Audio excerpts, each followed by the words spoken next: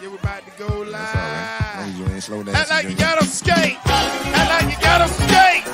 Act like you got them skate. Act like you got them skate. Act like you got them skate. Go live, I'm finna go live. Go live, I'm finna go live. Go live, I'm finna go live. Go live, I'm finna go live. Go live, I'm finna go live. Go live, I'm finna go live. What's up? What's up? What's up, Kane Nation? We back for another one. I said, hey, yo, I want to battle. Let me tell you something. Your boy out here tripping on our Hurricanes, man. You see the title. You saw the thumbnail. Let me know everything looks good, sounds good. Hey, Chanel, already in the building with a thumbs up. I appreciate it. That lets me know everything looks good and sounds good. So we ready to get this thing rocking and rolling, man. But like I said, your boy was talking trash about my Canes. So guess what? I got something for him. So if he out there listening, I said, I want to battle. I want to battle. I said, hey, yo. That's right, baby. I said, hey, yo. So Zach Smith, Minister Sports, you know, he's got a podcast. He does a lot of talking about different coaching stories and so forth and so on. And he's been a little colorful, I guess is the right way to say it, on his podcast, I guess, or on his Instagram stories or wherever it is. But let me tell y'all something. Hey, Peanut, let me tell you something, man. Peanut, you about to get started. Get up out of here with that foolishness, man. It's all good, Peanut. I appreciate you, man. You know I love you. I know you're always in the building, man. But anyway, you know, he's been talking a little reckless. He has some colorful things to say. I will play it. I tested it. Instagram going to copyright it. So if you haven't seen it, I'll kind of walk you through it. We're going to open up the phone lines. I'm going to hear what people have to say. Now, Peanut, I was just playing with you. Because when I go with the front hand, it's love. But when I come with that backhand, that's when I mean it. So, all right now. All right, Peanut. Anyway. Anyway, like I said, man, we're just having fun with it today, man. They are already in practice. These guys started. Big breaking news. They got a brand new locker room. I'm going to see if I can throw this stuff up here. They've entered their new locker room. And people already hating on us, man. They talking about, oh, it's tight. It's this, is that. Man, I'm telling you, boy, one thing about these Canes, boy, we like Floyd Mayweather. The Miami Hurricanes are just like Floyd Mayweather. You hate us or you love us, but you gonna watch us. You gonna watch us. You can't help it. You can't turn the TV off. You gonna watch us. You know, like, you gonna love us. And for you lovers, y'all love us. But for you haters, y'all hate us. But you gonna watch us. You gonna watch us. Because we are the you, baby. If you understand what I'm saying. We are the you. So with all that being said, man, it is what it is. I know it's all love, man. But you know, coach can get it in too if I need to. But anyway, with all that being said, let's go ahead and make this thing happen. I'm gonna open up the phone lines here. I just want to chop it up with you guys about it. Maybe some people have talked about it, and we might have a special guest. Hold on, who is Kyle Hayes Jr.? Uh-oh, I'm scared. I don't know if I got any junior. Kyle Hayes Jr.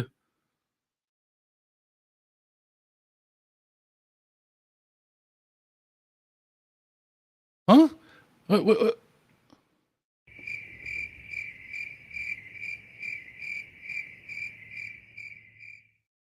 Something happened I don't know about? Uh-oh. I got to figure that out. I don't know nobody else with my name. I got to figure. I'm a little nervous up here. I'm about to cut this off. I need to do some 23andMe or some Ancestry.com or something around here. Y'all around here tripping. Is you that baby's pappy? I'm that baby's pappy. So anyway, long story short, man, let's go ahead and have fun. Let's open up the phone lines. And I'm going to talk about the Zach Smith comments. You know, he talked about playbooks and he talked about not being an offensive coordinator and he talked about all those different things. Do me a favor, give me a thumbs up in the chat if you guys have heard it. If you have not heard it, give me a thumbs down. I may just go ahead and sacrifice this live and go ahead and play it. My mama Kim said, what's up? You got me over here sweating, boy. My mama Kim say, "What's up, big cow?" Like DMX say, it was like 5 Kims, Felicia and Erica, or whatever it was. But anyway, and so long story short, I may go ahead, if I get enough thumbs down, I may go ahead and play it, sacrifice the live, sacrifice the $12 I make on this live, and go ahead and make it happen, and probably just try to go ahead and play it and put it up there. But like I said, we'll be waiting on maybe a potential guest that's going to come on. But let me open up these phone lines and get these Canes chatting up in here, man. Because Coach, we got some big things coming up here in the future in the next couple of days. Coach been in the lab working, making it happen. But while I'm doing this, I'll go ahead and explain the Zach Smith comment. So Zach Smith was a former coach on Urban Meyer's staff, who he was at Florida. He was at Ohio State and everything else. Well, y'all already calling in. I ain't even put the number up yet. Warren, give me 1 second. Hold on. I just want to finish explaining this. So he was a former coach, got in trouble, had some domestic violence charges with his wife, ended up getting fired at Ohio State. Went away for a couple years, decided to come back and create a podcast. It's called Menace to Sports, which is cool. You know, he's talking about, we kind of got a little overlap where he talks about his coaching experiences and different things and so forth. But recently he's come out, he's talked about Dan Mullen. He's come out now, he's talking about Josh Gattis in the offense. And everybody, if you do know, Josh Gattis, he had a little riff with Mike Loxley, who's now the head coach at Maryland, about who was the offensive coordinator, who called plays and so forth, whatever. And Frank Lanza said, "Coach, you got to go ahead and play it." All right, I might well go and sacrifice the live. Y'all finna kill me, boy. Y'all be killing me, boy. I do it for y'all, man. I'm the people's champ. That's what it is.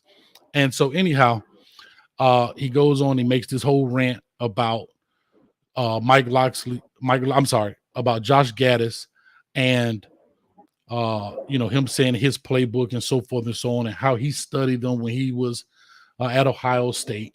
But from my understanding, I'm not here to play I got you, but when you studied Michigan, correct me if I'm wrong now, Ohio State was not, he was not at Ohio State at the time Josh Gattis was at Michigan, if I'm correct. Okay? If I'm correct. Second is, as I look at it, he may still study him because I do it too. But he made it seem as if he studied him while he was coaching, like he was studying Josh Gattis while he was coaching. And I believe he was out of coaching that whole time, if you understand what I'm saying. He says, "Coach, how much you make per show? I got you." Hey, don't open the door. I make $1,000 a show. So if you say you got me, I make $1,000 a show there, Fred. So go ahead and cut the check. Don't send it to YouTube. Send it to my Cash App or my Zelle, so I get 100% of it. So I make $1,000 a show. So I appreciate that, Fred. But anyway, that's kind of it in a nutshell, and I'll probably end up playing it. Warren, talk to us, man. I know you've been on hold for a little bit. I appreciate it. Talk to us, man. If you've heard the whole Zach Smith incident or comments, rather. What are your thoughts? Have not heard a thing. Have no idea. Have no idea. What did he say?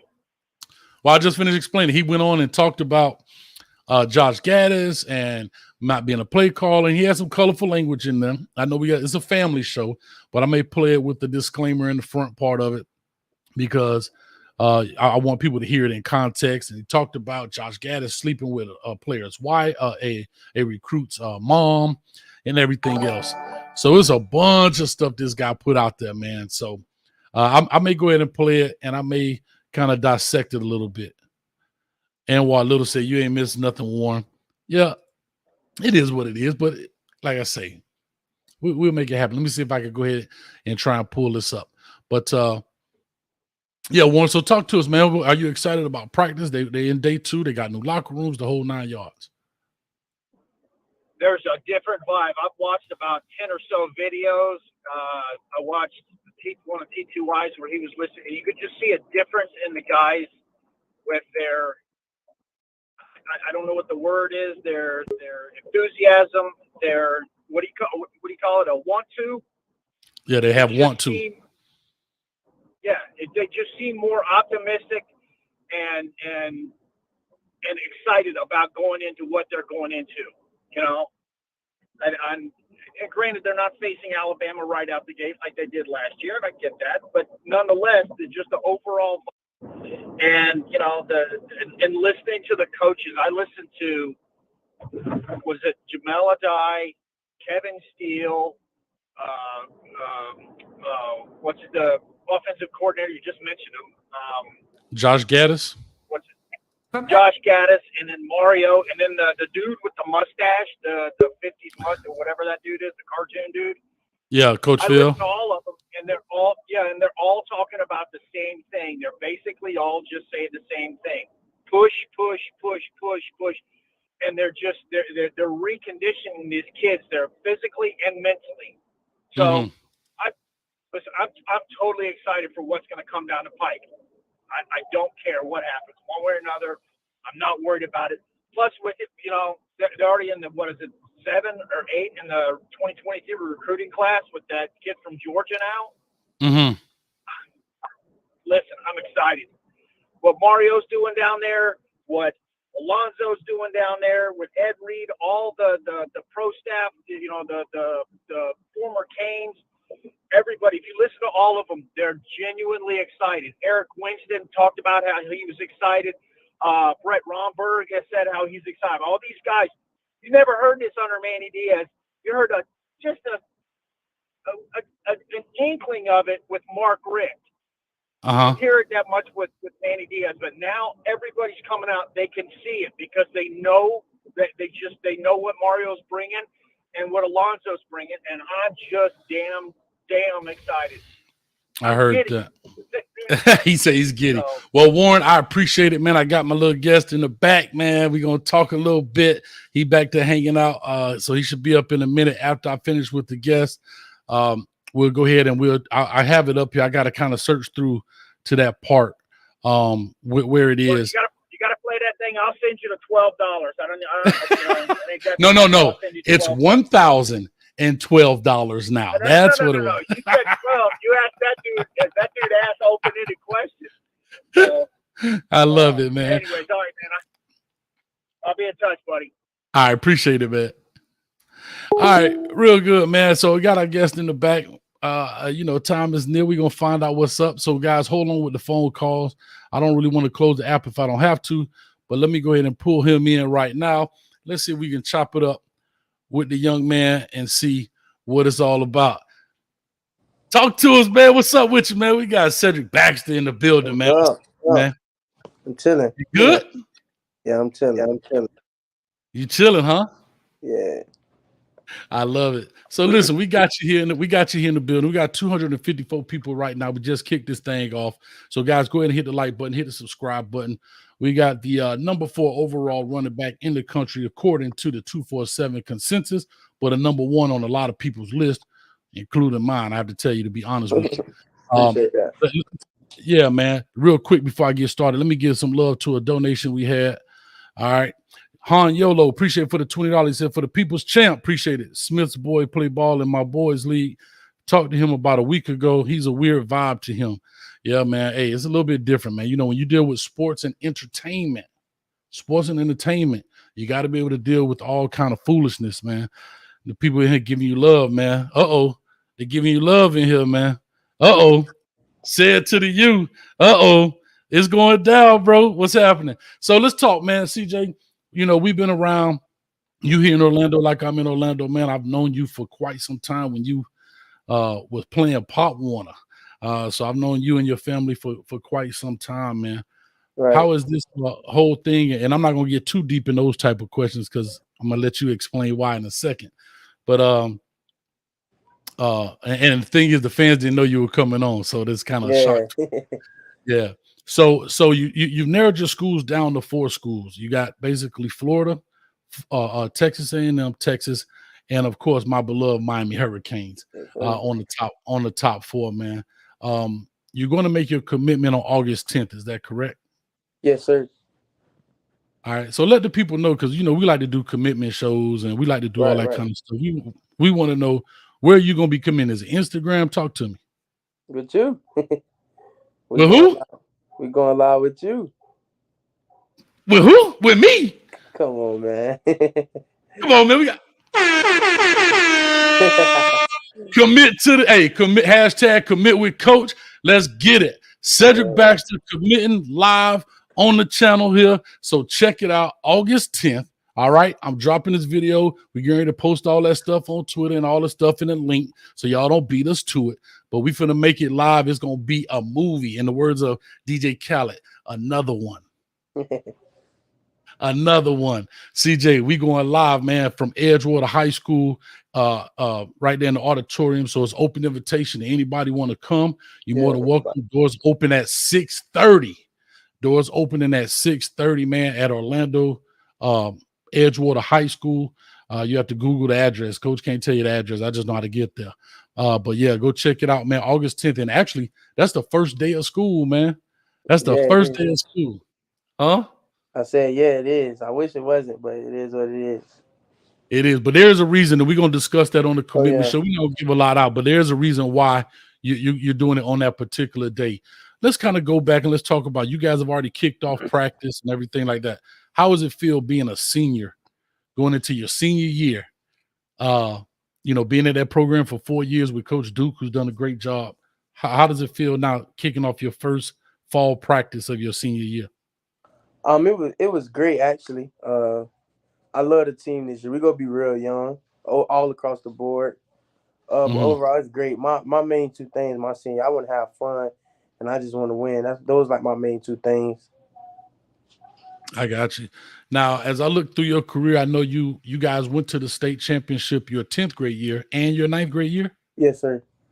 So 9th and 10th grade, and then you guys went into the playoffs your 11th grade year, which was last year, was really your breakout year, right? Like, right, yeah. Like, hold on, who is this number 4 dude?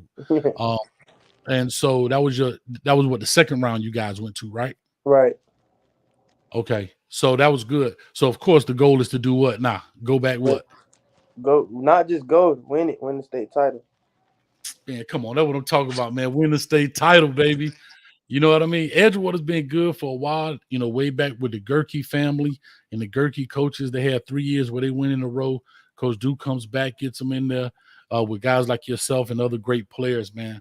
So that's big. I'm not going to hold you long. I just wanted to pop you on here for a minute. No, you good. I ain't doing that. I'm chilling. So. Oh, you chilling, but I don't want to go through the talking. I'll do this. I'll let the fans, if they want to call in, if you want to do that, we can let them call in and talk a little bit. Yeah, I got time. I ain't doing nothing. We good. All right. You ain't got no homework, man? No, I'm yeah, man. I got 4 classes this year. I'm straight. Oh my God, these cats here are killing it, man. I'm just teasing because I know school ain't even started yet. School start Wednesday, but yeah, man. So yeah, we'll do that. We'll open it up. I don't want to ask a lot of questions because I know I want to save that for the big show, man. But right.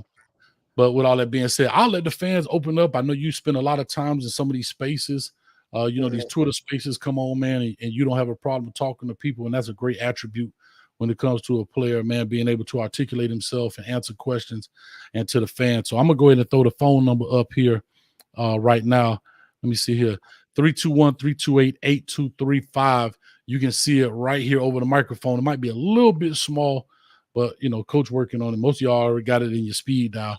So go ahead and give us a call in. You're more than welcome to ask some questions to the young man. We ain't going to keep him too long, but we'll keep him on here long enough to make it happen, man. 863 Kane in the building. I appreciate it. So while we're waiting for a phone call to come on, see, don't be scared. Oh, dog, he beat me to it already. I was saying, don't be scared to call in. Now, if you want to talk trash. Bro, we got Brother Jay Blaze. We call him the glue to the U. He keep everybody in check, man.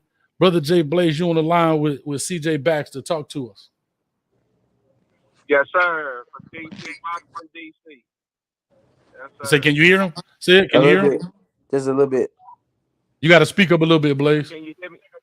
All right, can you hear me? Yeah, I can. Hey, this is my question. And this outside of football. Okay? I know everybody plays out football, but I got a question. Are you focused on your education side too? What are your plans in case you ever get injured? Not saying that's never going to happen, but what are your goals, your long-term goals in the future outside of football? Oh, I'm glad you did ask that question. Actually, I'm going to school to major in sports communication, And what I want to do with that, I want to be an analyst. I don't want to be like Stephen A. Smith, but I want to do something like he do, like have a show or stuff like that. I just want to be around the game of football. Okay. And this is my last question is what inspires you to be a running back? What inspires you to be a football player? Who gives you that strength? Actually, when I first started playing football, I played quarterback. Like my first 2 to 3 years, I played quarterback, and then I call him my cousin. We not blood, but that's like my cousin. Greg Bryant, he played, cause I'm originally from South Florida. He played running back at American Heritage Dairy. He passed away. Unfortunately, he got killed. But that's like the main reason I stick with the position I play running back. Okay, hey man, I'm a Miami Hurricane fan in the blood and the bone. Hey, man, I hope you choose the U. And thank you for listening to my question. I appreciate it. Thank you, No Coach. problem. Thank you. All day, Blaze. We appreciate you, man. Thank you so much, man. All right. All right. All right, man. That was a good call from Blaze, guys. Sometimes when y'all be on Bluetooth, it kind of dull. So if you can jump off the Bluetooth maybe and jump straight on, that boy Smooth out here hating. He old Alabama fan. He talking about Blaze on that Android. Y'all some haters, man. Coach got an Android too. Smooth, don't make me warm up this hand. I told you about that Android. You told me about it, but guess what? We gonna make it happen, dog. You gotta get an iPhone, Hey, Coach. let me ask you a question. When you call me, do I answer? Yeah, all the time. So the Android work. That's all I need. That's all I'm talking about. Appreciate it. All right. So while we're waiting for another call to come in here, and that's interesting. So you talk about sports communication. So you don't really want to be a Stephen A. Smith. You want to be more like a Coach Hayes, right? Somewhat. Just messing with you, but that's cool, man. And so what is it when you talk about football? Like you say, you want to be around the game. And of course, people's minds change as they get older and go through different experiences. Right. And we know we can't play this game forever. We know that. What is it that you truly, truly love about the game? I just tell people all the time, I just feel like when I'm playing football, I'm free. My mind don't be on nothing but the game. If you ever come to one of my high school games, anybody that's ever been one, my game's loud. From the band to the student section called the flock, they got this chant they do for me, all of that. But I never actually heard it like while I'm playing in the game. I don't hear the band, I don't hear nothing. So it's like I just feel free. That's what I love about it. It ain't really, I just feel free. And that's awesome. But that freeness also shows you it's your focus. Right. Because if you're in the game and you can't hear that stuff, you've blocked it all out and you're doing that subconsciously. So that's a good deal, man. Got a call on the line from 803 area code. Call or talk to us. Give us your name, where you're calling from, and any questions you got for CJ. What up, Coach? It's Timothy. Go Tigers. I got one question for you, son. When you said you want to be a running back or you're playing running back, when you put on tape, who's the one back you watch? Like the one guy you say, this is close to who I want to be, or I want to be better than this guy. Is it Barry? Is it Walter Payton? Is it LT? Ezekiel Elliott? I can't really say like want to be emulate. Oh my bad, I didn't mean to cut you off. I can't really say like the old school backs because I can't lie. I never really watched them that much. I didn't actually get to experience them. But I'll say Cook, Dalvin Cook. That's my favorite back. Just the way I feel like what make him so great is the way he's able to hit the sideline and he don't slow down. Like he keep the same pace of speed. So I think it's Cook. If I could be one back, I want to be Cook. Okay. Yeah, when he puts his foot in the ground, that boy got a different speed. Right. I seen it from the other side, being a Clemson fan. That boy had a gear that not many people can get once he put his foot in that ground and go. So that's a great person to emulate. But I mean, hey, wherever you go, boy, you gonna shine. Trust on that. Your tape is crazy. Appreciate that. And then my bad. To answer another part of that question, backs I have like that people have compared me to that I kind of watched a little bit that's way older than me. Darren McFadden and Eric Dickerson. I watch them a lot just because they taller running backs. Hey, I ain't gonna lie. You put on some Darren McFadden tape. That boy was different. Yeah, I actually met him Arkansas. before. That boy was different. Yeah, that's good, man. Hopefully, wherever, like I said, wherever you go, boy, you're gonna shine. So yes, sir. Appreciate that. Props to you. Hopefully, can't wait to see you in 3 days, the 10th. So shout out to you. Yes, sir. Great job, Coach. Hopefully more kids come through. Hey, trying to make it happen, Timothy, man. Hey, hashtag commit with coach. That's what we doing out here, man. Let's get these guys their platform. A lot of these young men have been doing this since 5, 6, 7 years old, and they deserve more than just 2 or 3 minutes in my eyes. You know what I mean? The commitments, especially due to early signing day, are now the big thing. The NILs, especially with early enrollees, they pretty much put their commitments out there. And so therefore, let's make it big for them, man. It's big for the family. It's big for everybody, man. So if I can help them, let's make it happen, man. Big facts. Like I said, man, I love what you did for Peter Woods. And I wish more kids would do it, man. This is their day to celebrate. I appreciate you, Timothy, as always, man. Thank you so much. Shout out, man. Hit that like button for Coach, man. That shit's free. There it is. Hey, Coach giving out free like buttons today, Timothy. I love it. Hey, that's right. Hit that shit. I love it. All right, Coach. All right, man. All right, big shout out to Timothy. We got another call in. Let me give some love. Carla, give me 1 second. Let me give some love for a dono. Cause Kane, $10. Appreciate it. He doesn't like the game. He loves the game. is kind of guy. He loves the game. That is the kind of guy, man. And that's good, man. You got to love this game, man, because it's not like something you just go out there and do. It's something that, you have to love. It's not easy getting beat up on. It's hot. You got 13 pounds of pads and all that good stuff on, man. So I appreciate that $10. Thank you so much. Call the 407 Orlando area. Talk to us. Any questions for CJ? You already know this Canes football talk, Coach Hayes. I'm out here in the O. Cedric Baxter, what's up, man? How you doing? What's up? How you doing? I'm doing good, man. Honestly, I ain't got no questions. I just wanted to come in and say, man, great job, man. I'm out here in the O, man. I'm always hearing about you and stuff too. So I just want to say great job, man, wherever you go, man. I hope you, I pray that you start wherever you go. Yes, sir. Appreciate that. Heck yeah, man. Great job, man. That's all I wanted to say, man. Coach Hayes, man. I just wanted to call in, man. That's it. I appreciate you, man. Thank you for always. And you got to hit me up too, man. We got to talk. We still ain't talked yet. DM me, man. Yeah, man. We still ain't hooked up, man. I just had a situation, man. My mama died on June 1st, so I've been, down for a little bit. But I'm picking myself back up, getting right, and then we're gonna hook up. Definitely, man. Well, I'm sorry to hear that. Like I said, it's all Kane family. Just let me know. I'm here in the city, man. So I appreciate you. Thank you. And like I said, man, I'm sorry to hear that. And my condolences to you and the family, bro. All right, man. Yeah, man. Y'all have a good night, man. Go Canes, man. Yes, sir. You have a good one too. All right. Good call, man, for Kane Football Talk. I love it, man. We got a lot of people here leaving comments and stuff in the building.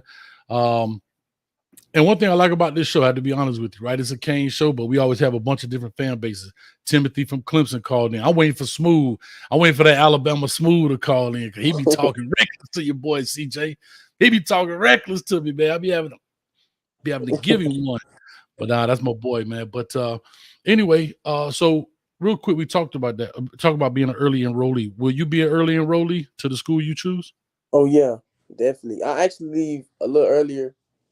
I leave a little earlier because I'm playing an All-American game. Okay. So I fly out on the 2nd of January to go there. And then after the game, they fly me to whatever school I choose. I like it. And see, they were waiting for you to slip right then. They was waiting for you to slip, CJ. I love it. Now, the All-American game is going to be where? In Texas? It's always in Texas? San Antonio?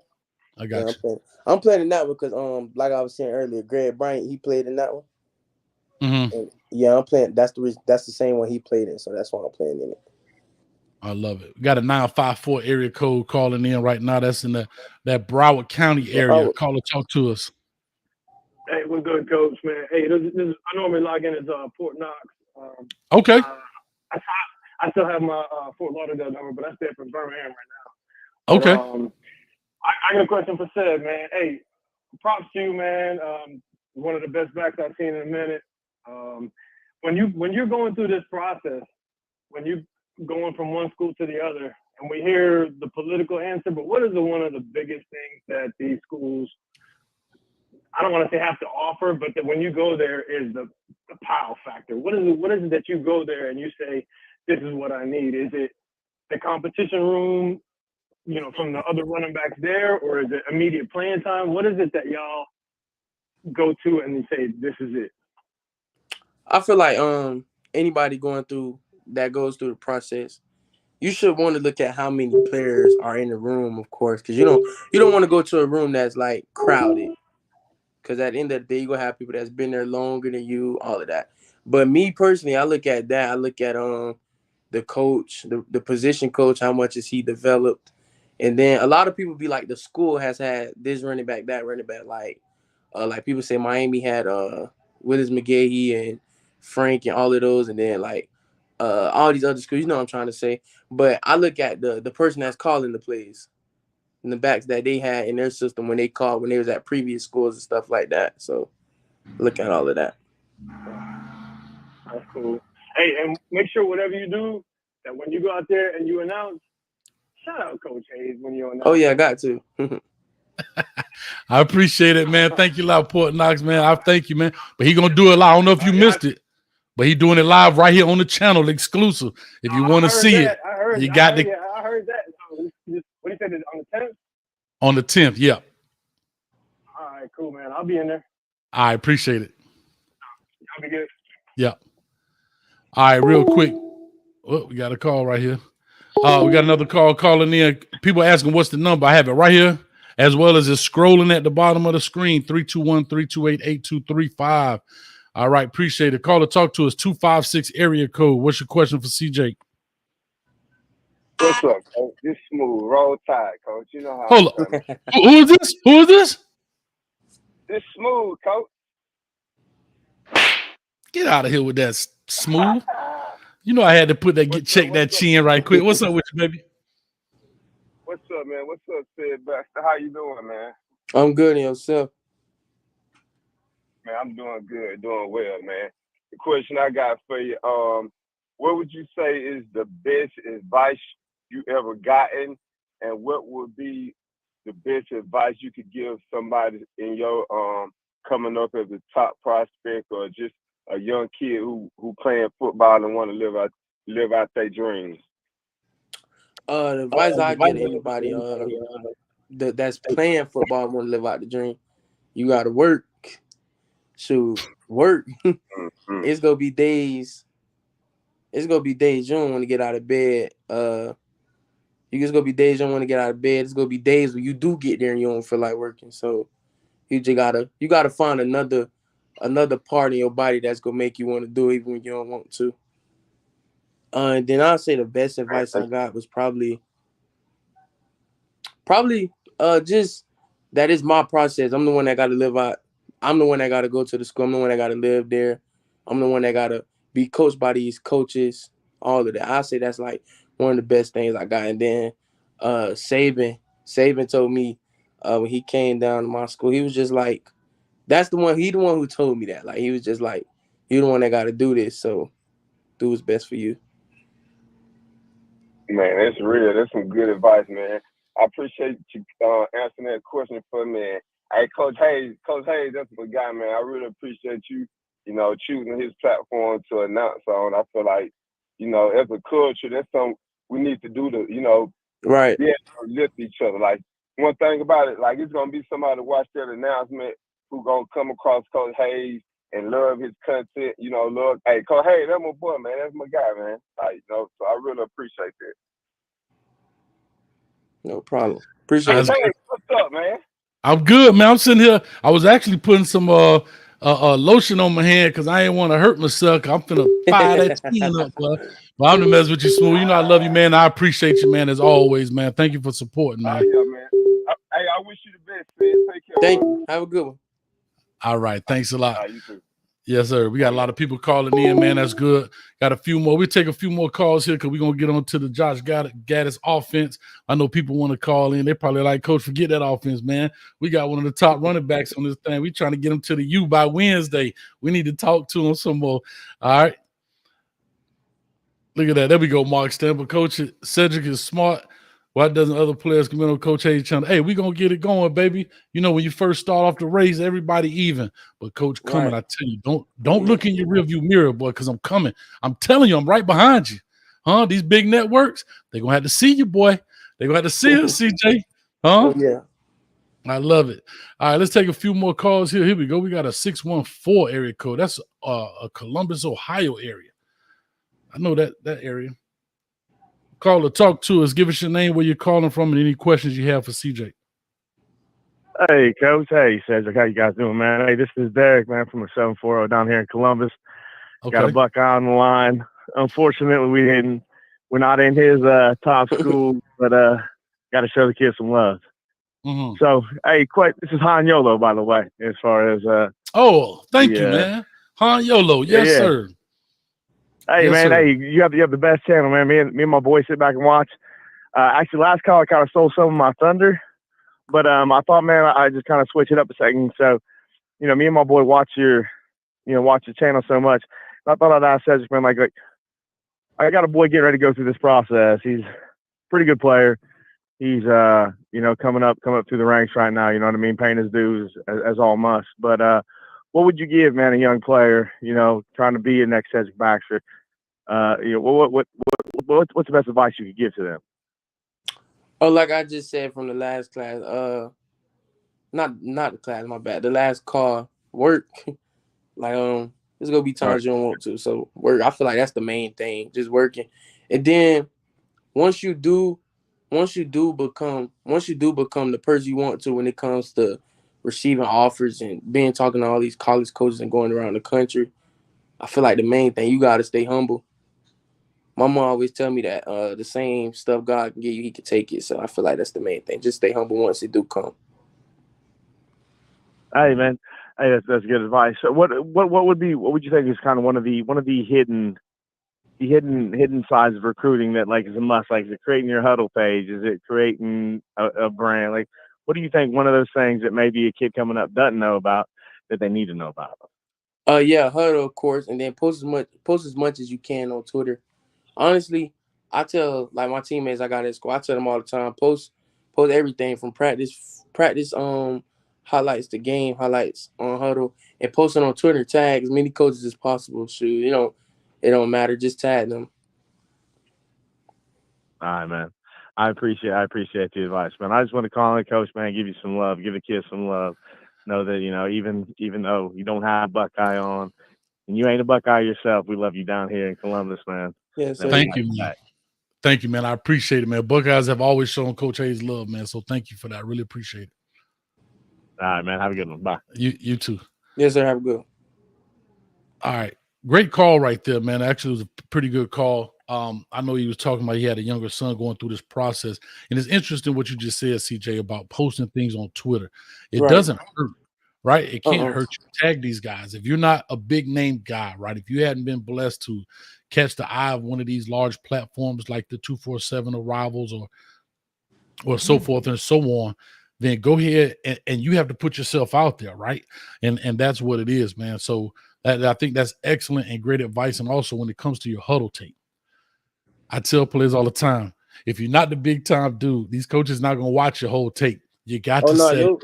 You got to set it up. Got to be your first 3 plays got to be your best plays. Exactly, not the tip interception, right? Where somebody else tipped it and you caught it.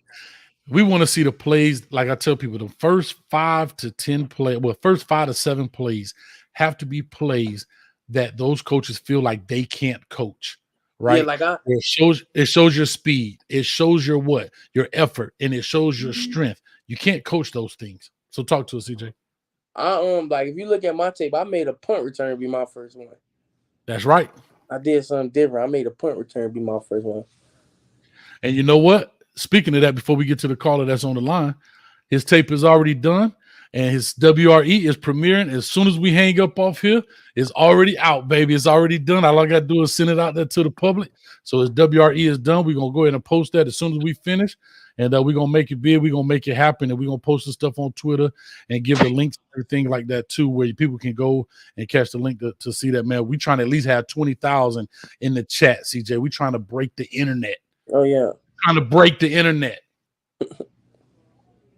I love it. Caller, talk to us. We got a call on the line. Caller, talk to us. Any questions you have for CJ?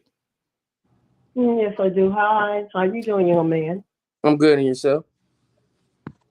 Okay, I need to bring it out of you.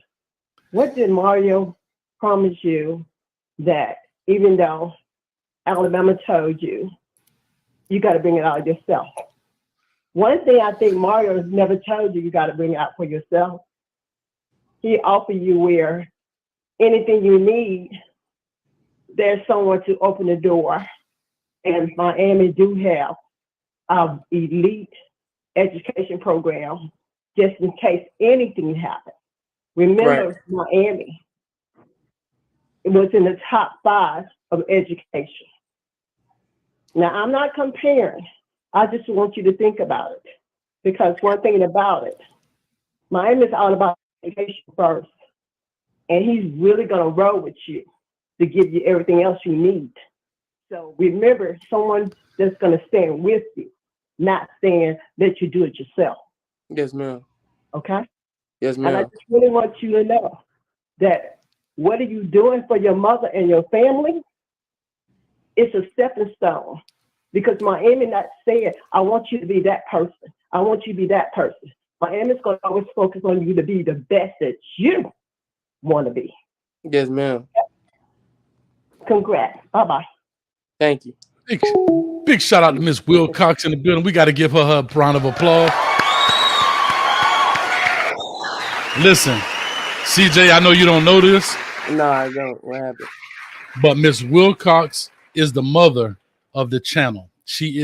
That's Mama Wilcox. She makes sure everybody's in line. And as you tell, I was waiting for that straightening. And guess what? She gave it to your blood raw. We got another call in. Caller, talk to us. Give us your name, where you calling from. Got a 305 number. Yeah, this Ruben from Miami. Ruben, talk to us. You got to cut your background down just a little bit for us, please. No, shout out to Seth on all the great work you done for the year so far.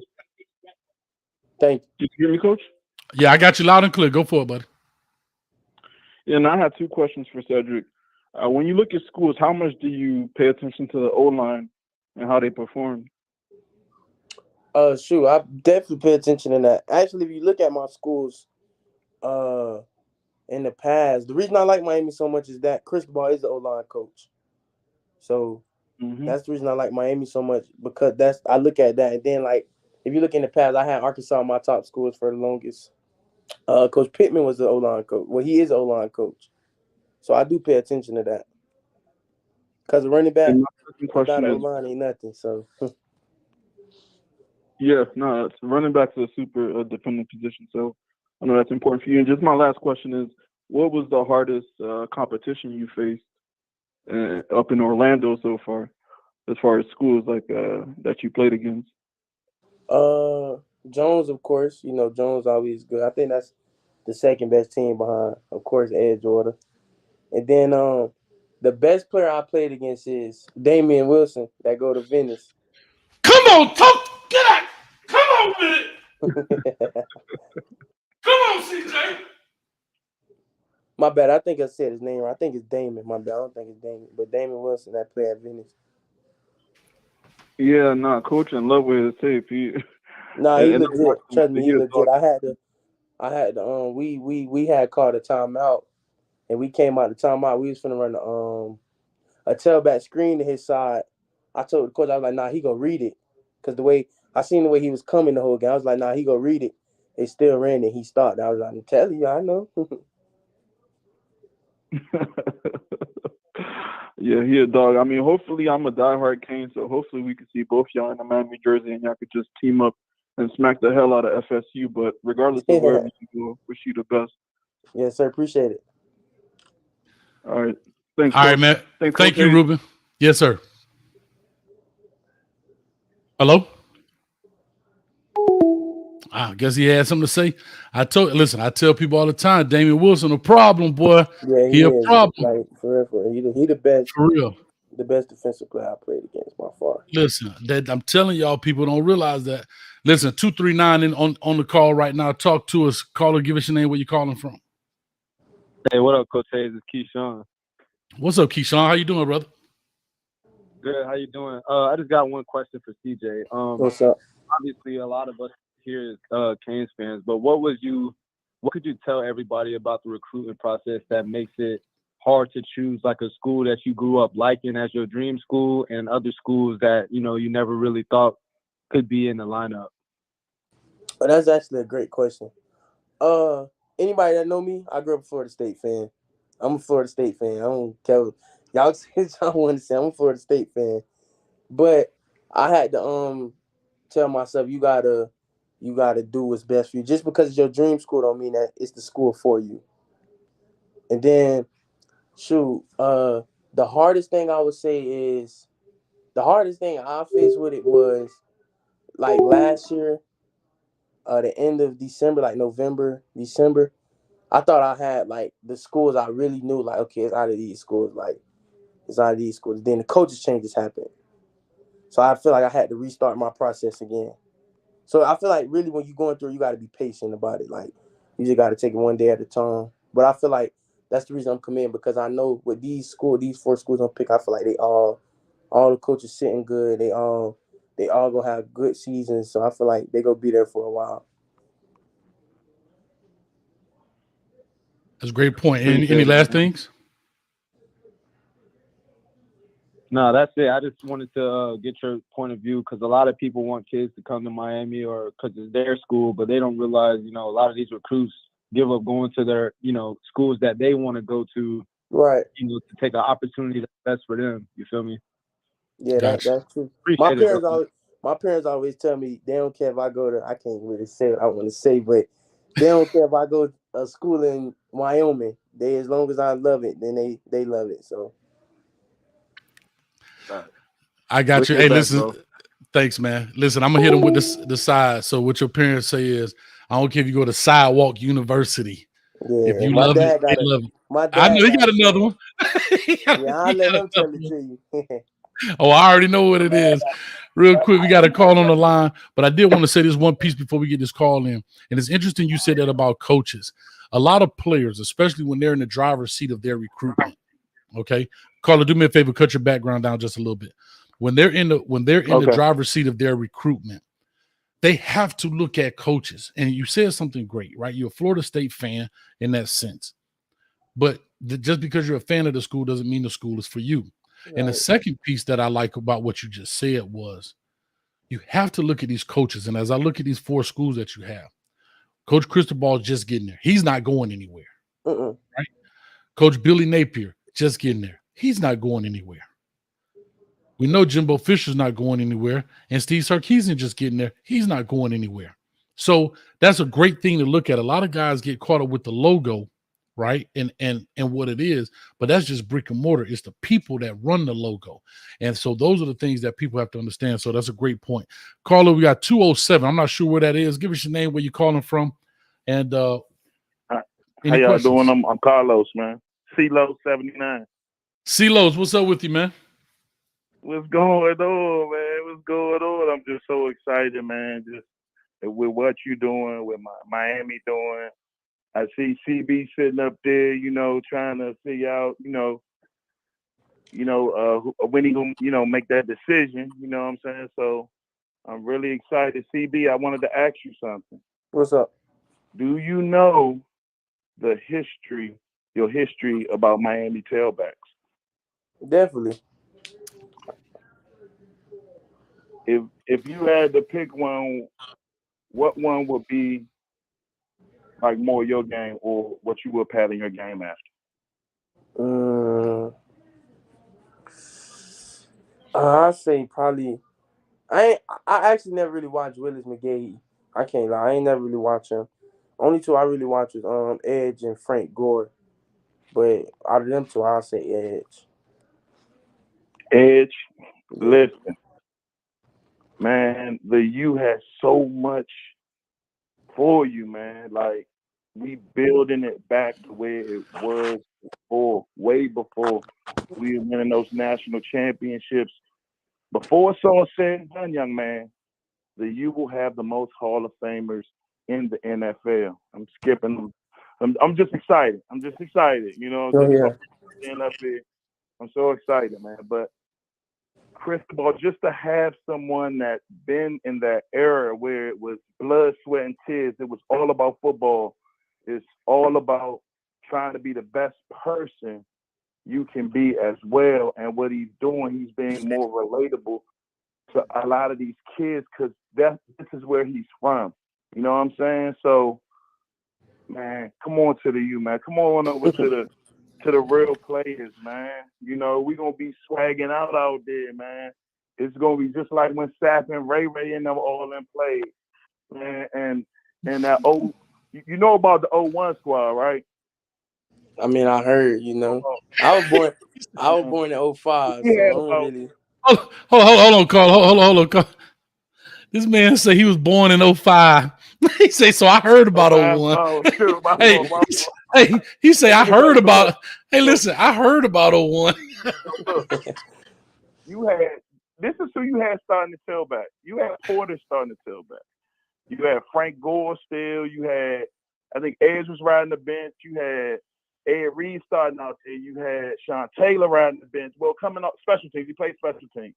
You know what I'm saying? He was the best safety, probably, arguably, to ever put on a pair of shoulder pads for the U. But, you know, Edge in the Hall of Fame. Frank Gore will be going to the Hall of Fame soon. He definitely going to the Hall. Reggie Wayne. You still got Andre Johnson. You still got all of these guys that are waiting. Vince Wilfork. You got all these guys waiting. You know, man, I got you. But listen, he got it, man. For you, bro. Listen, I'm gonna keep working on it for you. I'm gonna keep working on for you, bro. But we got some more callers I got to get in. But thank you, man. Right, appreciate you for calling, brother. Thanks, man. All right. Appreciate it. Hey, that boy preaching out. That boy said, man, just go to the U, CJ. I love it. I love it. That boy say, you know about 01? That boy said, I heard about it. I was born in 05. 05. Golly. But anyway, like I say, man, I appreciate it, man. I appreciate you hanging out with us. We definitely gonna be talking. We got a lot of business to handle. Your film is coming out, your WRE, and you haven't even seen it yet. So you got to see it when the people see it. So with all that being said, yeah, we're gonna definitely make it happen, man. We got big things coming up again this Wednesday, August 10th at 7 o'clock it'll start, but the live will start at 7:15. If you're in the Orlando, Central Florida area, hey, if y'all Miami Hurricanes like that, huh? I think y'all can hit 95 North, Turnpike North with your orange and green on to come load up the auditorium. We got a whole section for y'all boys. Oh, yeah. And ladies. We got a whole auditorium, hold 1,000 people.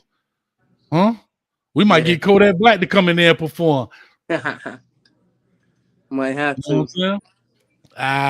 But anyway, man, CJ, any last words, man, before you go, man? You've done a great job here. But any last words? Because we're going to go ahead and get into the other part of the show. We got 378 in the building. I appreciate you guys. Hit that like button, hit the subscribe button so you don't miss any content here on this channel. Any last words? No, I just appreciate the people who call. Appreciate the people in the chat. Appreciate everybody watching. Coach Hayes, I appreciate you. Yes, sir. We're going to make it happen, man. We're going to do big things here, man. Oh, yeah. Got you. All right, man. We'll be in contact tonight. I'll hit you up in a little bit, man, because we got to collaborate on some stuff before we put things out. So have your phone on. I know it's on Do Not Disturb. I'll be looking at it. I got you, man. But we'll talk, man, definitely. Hold up. We got one more call. I'm going to let them in. Let me see. I think I know who this is. That's the only reason. Oh, he gone already. But anyway, call or talk to us. Give us your name, where you calling from. Hey, man, my name is JJ. I'm calling from Fort Myers. All right, well, you just missed it. He just kicked. Oh, he might have kicked back in. Hold on. He might. Yeah, see, this is why I love this young man. Because he give the people what they want, man. Yeah, I ain't trying Did you call in to talk to me, or did you call in to talk to CJ? I called in to ask CJ a question, but all right, well, hold on. He coming right. He is right now. He just popped right. See this? I'm telling you, man, this guy gonna be successful, man, because he understands. So go ahead, call it. This your last call, the last call for CJ, and then we'll go ahead. Okay, that's what's up, man. No, but yeah, I'm actually a recruiter for Florida Gulf Coast University. We ain't got no football team, so you ain't got to worry about me. I recruit the Orlando area, and I'm out here in Fort Myers, and we got Richard Young out here. So I just wanted to know, like, pretty much what's some of the running backs out in the class that you actually, you think that either underrated or you feel like just other good running backs in the class that you like, maybe like a top 3 that you got. I'll say the top 4 backs in my class is me, Ruben Owens, Justice Haynes, and Richard Young. Definitely. Okay, and which one you feel like, I know all y'all boys nice, but I mean, who you think gonna do it, man? Who you think gonna really do it at the college level? I think Ruben Owens would be effective because he real he can catch out the backfield effectively. So. Okay. Now that's all I had, man. But good luck with everything, man. I'm actually, like I said, I recruit out in the Orlando area, so I'm gonna be hitting the Edgewater just to see what's going on out there. Maybe I can catch a couple of these games, man. But good luck with everything, brother. I'm a Gators fan, so go Gators. But yes, sir. I just want to throw that out there, man. Oh yeah, appreciate it. All right, take care of yourself. Thank you, Coach Hayes. Anytime, man. Yes, sir. Yeah. All right, CJ, I'm gonna let you go. You see, I be having to slap these cats right here. They're coming on my channel talking reckless, man. But anyway, man, I appreciate you for jumping back on. Problem. I think you said the last second, and we'll be in touch in a little bit. All right, appreciate having me. All right, man. Thank you, man. All right, man. Big shout out to CJ in the building, man. That's my man. You know what I mean? We've formed a better relationship as the years going on. Like I said, I've known about him for years. Being a Pop Warner player, man. As you guys can see, what I love about him is he has his own mind. He can articulate his thoughts. I'm not big on he speaks well, but he can articulate his thoughts. He can form and have conversations, and that's what you want out of a guy. Because believe it or not, that translates to the football field. Because if something is not right, see, people have to understand you can't look at the surface of things in life. You got to look deeper. I know he's going to be successful on and off the field, but let me go to on the field. Why is he going to be successful on the field? Because he can articulate. What does that mean? He can go to the coach and say, hey, because trust me, what we see on the sideline from the coach's perspective is 1,000 times different than what they see out there. You understand me?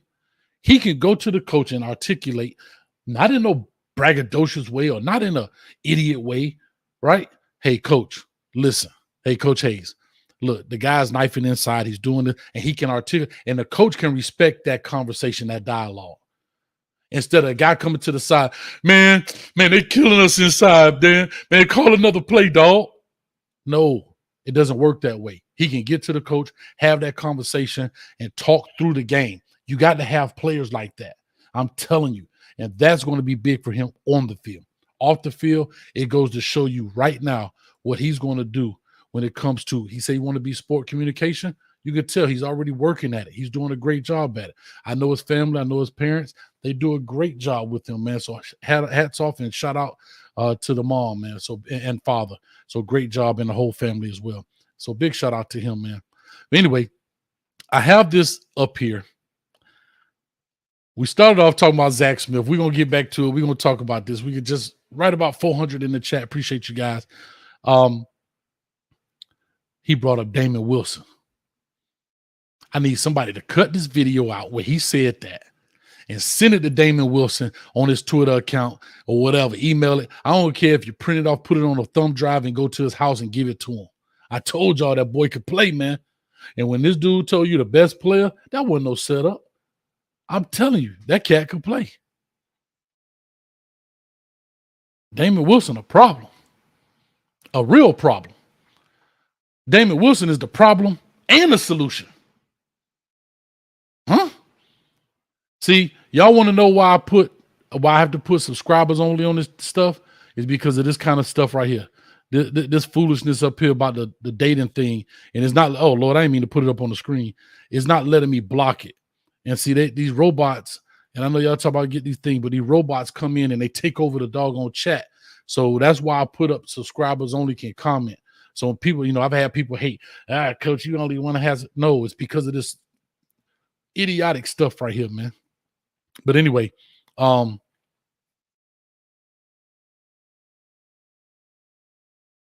yeah, there you go. Say, nah, you ain't lying. That boy the real deal like that. I'm telling you. I love that name. Not Damon, but Demon Wilson. Because he's straight giving quarterbacks nightmares, bro. He's straight giving quarterbacks nightmares. Anyway, somebody says that sucks, Cole, but we pushing through it. Yeah, man, that stuff is foolishness. And whatever that those robots, those bots come in, the mods. Yeah, I got to get mods. I got to learn how to do that, guys. So I'm learning. And to Haitian my producer, please forgive me. I got to make you a mod. I'm going to go in here right after here on YouTube and find out how to make you a mod. So I'm going to do that. I don't know how to do that just yet. I'm learning. But anyway, I have the video up here. I want to see if I can pull it up. Let me see. I'm about to make a mistake. So y'all don't, let me pull this down in case it shows something it shouldn't show. Let's see what the screen says. Oh, that ain't it. All right. So it's on this screen right here. All right. So that's not it. Nope, that's not it. What am I looking at? Y'all even see my lap. Y'all have to see my thing. It got a U on it. Coach the real deal when it comes to this. I don't play. I love my U. There we go.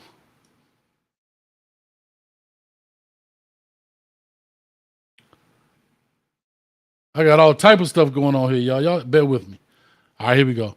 So I'm not sure where this is in this deal, the interview. So I have to play a little bit of it and find out what he said.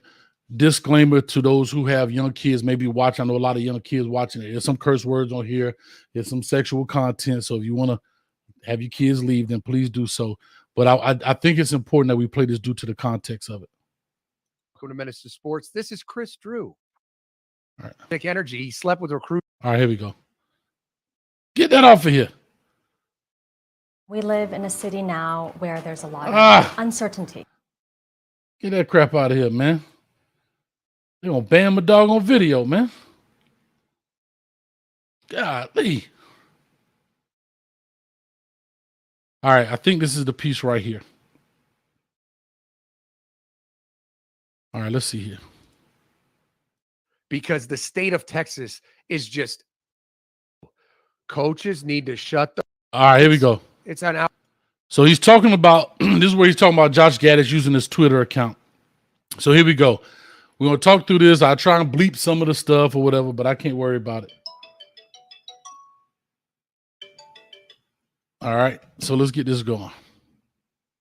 Yeah, I mean, yeah, it is now. Texas is going to the SEC. Fuck that. I'd rather be in the Big Ten with Ohio State. Connections with those coaches there.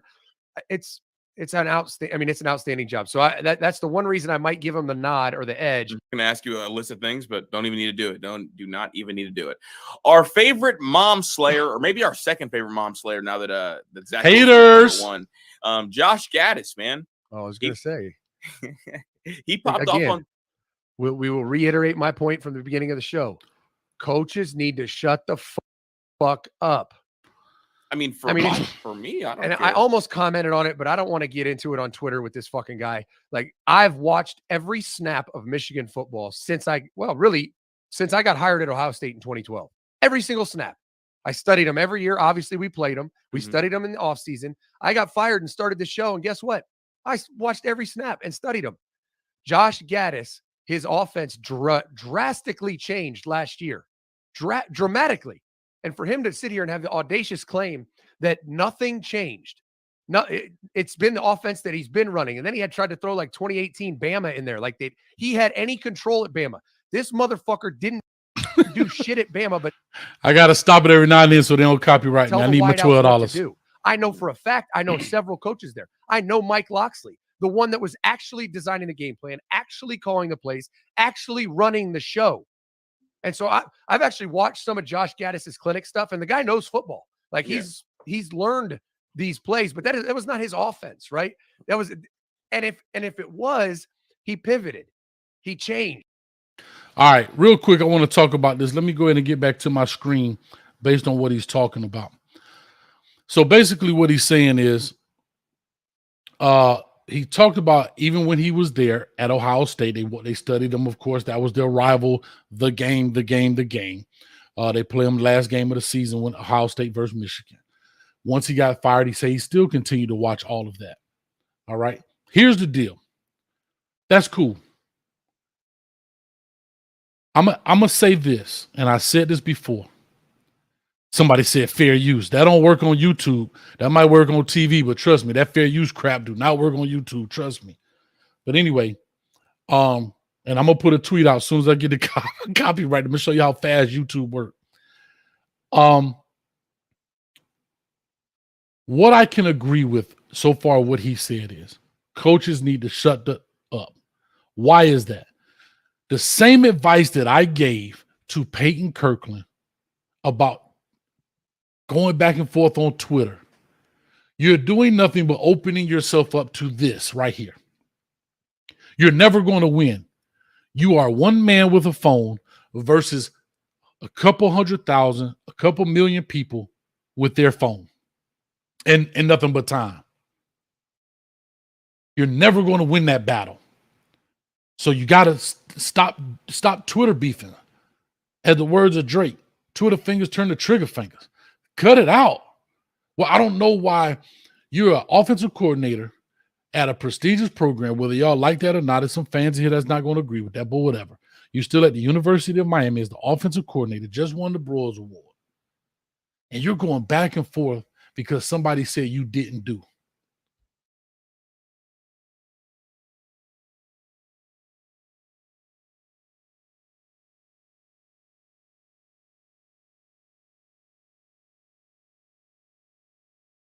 What are you doing?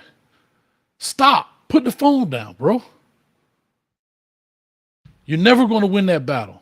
And guys like this may need a platform to say certain things, even if he feels that way. He didn't have to do this, but he chose to do it because you opened up that door. If you don't open the door, you leave it alone. So anyway, let's continue. It was far more power run game, far more pullers. It was a dramatically different offense. Josh Gattis to pop off and say this has been the offense he ran since day one. That shit pisses me off. So it's not what for some background on this. He did a clinic and he was talking about this offense that he ran and how he'd always run it. And then a clip of it got posted on Twitter. Then Miami fans and Michigan fans were arguing about whose offense that was and who was calling the plays. Now, Josh Gattis was not tagged in it, which means he had to search his own name.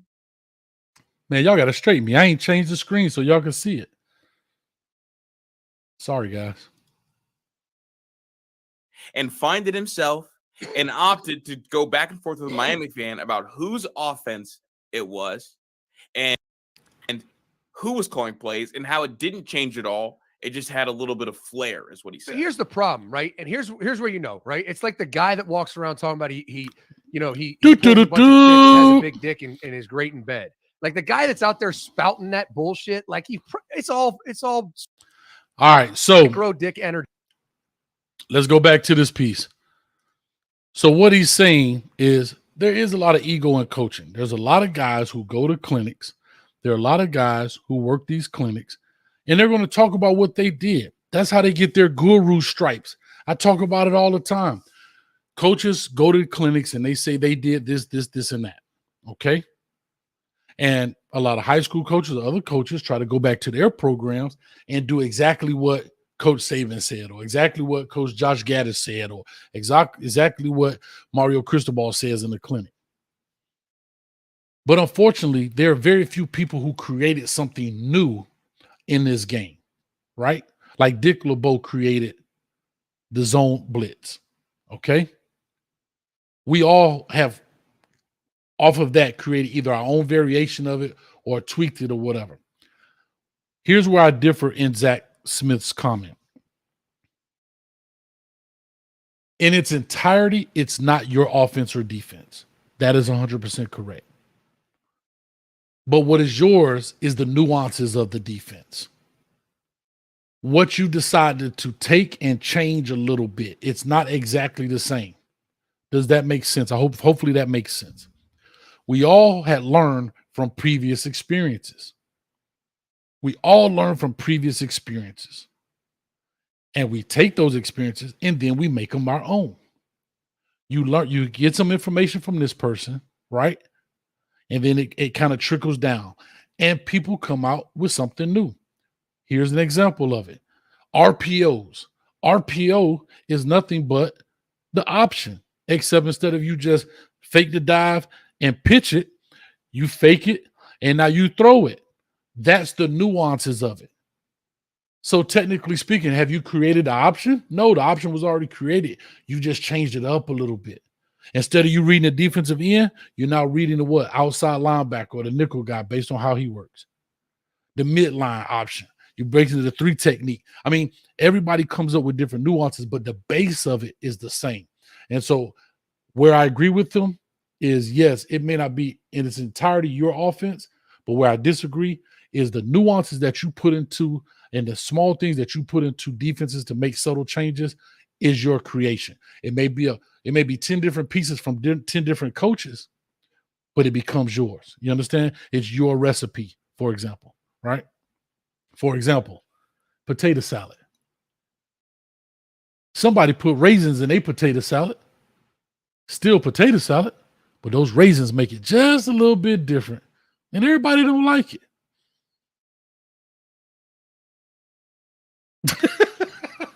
I'm just talking trash, man. So anyway, all right, here we go. Let's get back to it just real quick. And again, you got to forgive the cursing. Appreciate it. Like he's not any of that. If you have to say it, then you're not, right? Ryan Day has never tooted his horn about like, my offense is this, my offense. Bitch, it's not your offense, right? It is a collection of all the offensive coaches developing and enhancing an offense, and then it's your quarterback's offense. It is Chris Olave's offense. It is J.K. Dobbins' offense. It's not your offense, you pretentious bitch. Like, it's comical. And these guys, I mean, they're out there. So where I disagree, it's not the players' offense. The players make the offense go. The players make the offense. If it's their offense, then they will come in and they would create their own play schemes. No, to me, that's an unfair statement, Coach Smith. Unfair. That's an unfair statement. Why is it an unfair statement? Simply because they're players, right? They're the soldiers. The coach is the lieutenant. The head coach is the general. They are executing your orders, right?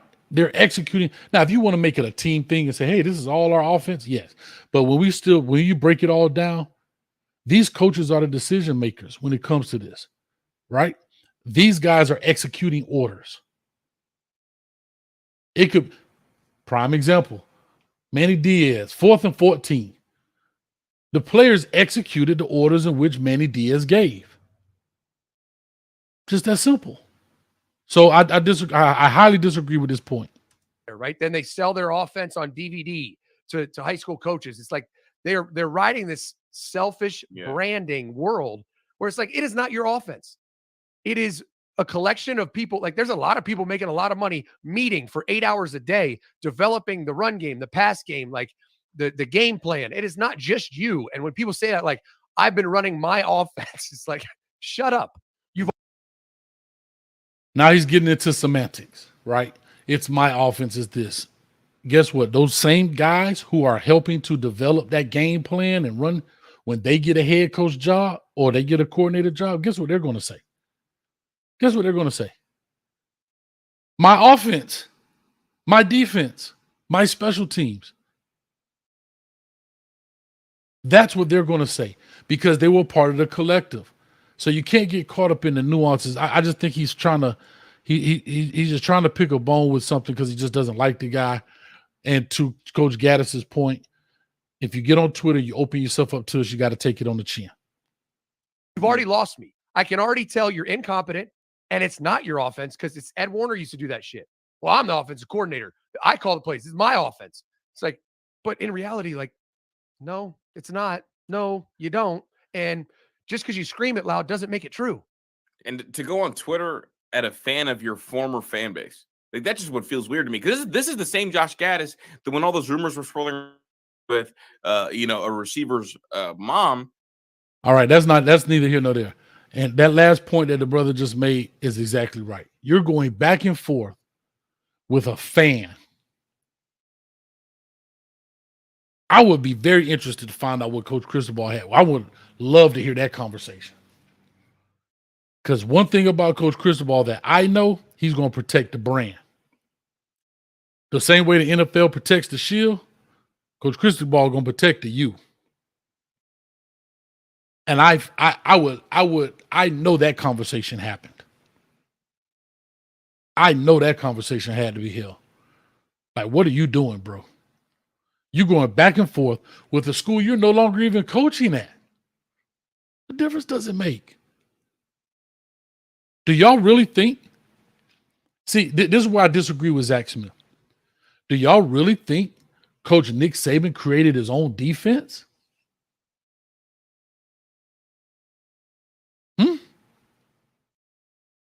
You think Nick Saban created man coverage? You think Nick Saban created match zone coverage? Do you think Nick Saban created cover 4? I don't think so. I don't know it to be true, but I know that he created how to probably teach it. And that's what, when you talk about your offense, how do you get the information from A to B, which is the players? How do you get them to understand it? Or maybe he tweaked it a little bit. And when you get 3-by-1, let me get back to the screen. I think the rest of this is about foolishness. Let me see. Hold on. He went on Twitter and turned off all of his comments. You couldn't reply back to Josh Gattis unless he mentioned you. But now he's on this tear. I mean, all I know is this is small dick energy to be on Twitter, like trying to fight for the public perception that it was your offense and you know what you're doing. That just screams that you're incompetent. I mean, it screams that you're masking for the fact that you're not any good. And on top of that, speaking of small dick energy, he slept with the recruit's mom and the recruit didn't come. So, and the mom didn't come either. So, all right. So I'm done with that. So anyway, for those that did not get a chance to hear it, that's what it was right there. And so coach is done with that. The rest of that is foolishness. So with all that being said, let me go ahead and put this back up here. We're going to talk about some positive things, the locker room here in a second. I'll open up the phone line. I don't even think people call in. Maybe I cut the phone line off. But anyhow, that's how I look at when I look at Nick Saban. I look at all these great coaches, right? Like there are certain people who are given the title of creating something. Like I said, the Dick LeBeau with the zone blitz, right? But the zone blitz came off of something else. It didn't just come out of thin air. It was born off of something else. You understand me? And so that's where that comes from. Some people say Coach Cristobal already had touched on it. All right, I missed it. So he already touched on it, Coach. All right, I bet he did. He said, anytime your social media have Miami as a whole in means I'm not sure how to read that. I apologize. Sorry. Y'all shout out Battle to. He said something about the man junked 3 times. That's kind of suspect. I wouldn't even count. I feel you. Coach Cristobal told him to shut that ish down, man.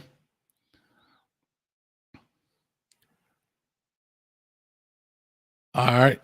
There you go. Bill Walsh is credited with creating was it the run and shoot, if I'm not mistaken? So anyway, a lot of guys have been credited with doing certain things when it comes to football. But for the most part, we all learn from our previous encounters. You understand what I'm saying? Let me open this phone line back up. Let me see. Hold on. Let me do this before I do that. Let's enjoy this locker room right quick. Let me see if I can find a locker room. Let's see if Coach could find a locker room right quick. Locker room looks smooth now. It's black. Let me see. I think a lot of the players been putting it up on Twitter.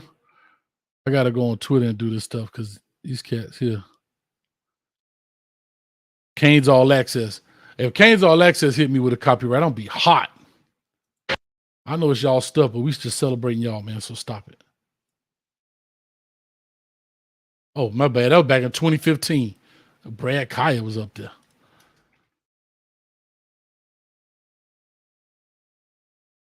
Florida boy Corey. All right. Let's see who this is on Twitter. Florida boy.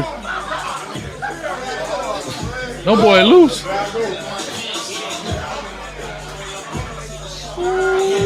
Let me go back to that boy shit. All right. I'm gonna have to pause the sound. Every now and then because that music definitely gonna get me hit. All right. But look at this, man. Locker room looks smooth, man. Locker room looks smooth.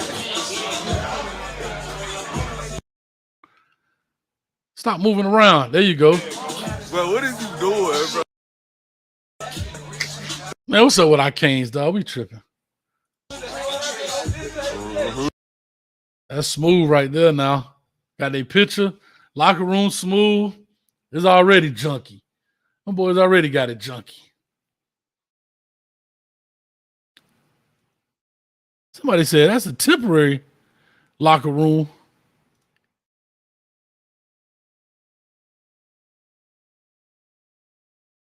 Alright, you feel me? Towels and shit. Got the loop.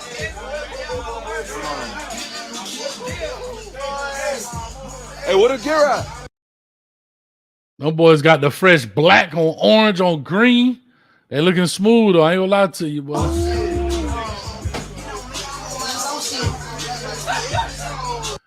Kodak gonna get me. I think that's Kodak Black back there playing. Y'all check it out. Check it out. Check it out.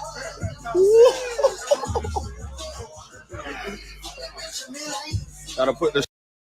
Yes, sir. I'm loving it, man.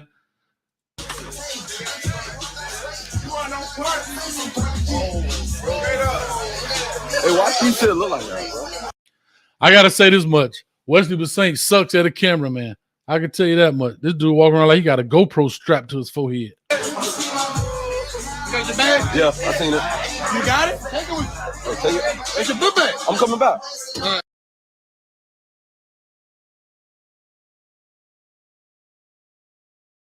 All right. Y'all boy keep playing, man. That's enough of that. You ugly fuck. Well, shout out to Chase Smith. I just saw my dog Chase Smith in the building. Let's go, Chase. Anyway, let's open up this phone line. Let's knock this thing out. Let's talk a little Josh Gattis offense. And I want to hear from the fans about what they think is going to happen.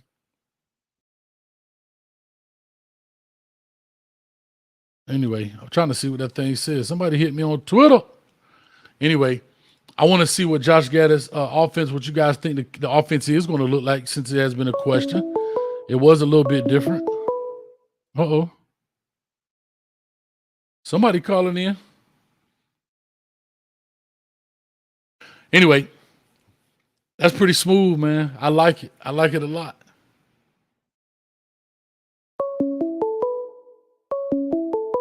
Well, y'all calling in. Y'all ain't playing with them. Sorry, guys. I had too much going on. I had to reset. All right, it's good now. We got 440 people in the building. Guys, let me tell y'all something. I appreciate you. 904 area code. Call or talk to us. Give us your name, where you're calling from. Coach, you already know this D in Jacksonville, man. What's happening? D from Duval. What's up, baby? Duval. Coach, I don't know what type of offense he's going to run. You guys just take it from him what he's going to do. But that guy, it sounds like Coach Gattis messed with his old lady. And him to have that much vitriol direct to him like that, you know it's something deeper than just football. Yeah, it's deeper than rap, dog. I don't know. You know, yeah, like I say, everybody, he went at Dan Mullen too. I saw that one where he went at Dan Mullen. You know, and again, here's what I know. That may be him as a person, but here's what I do know.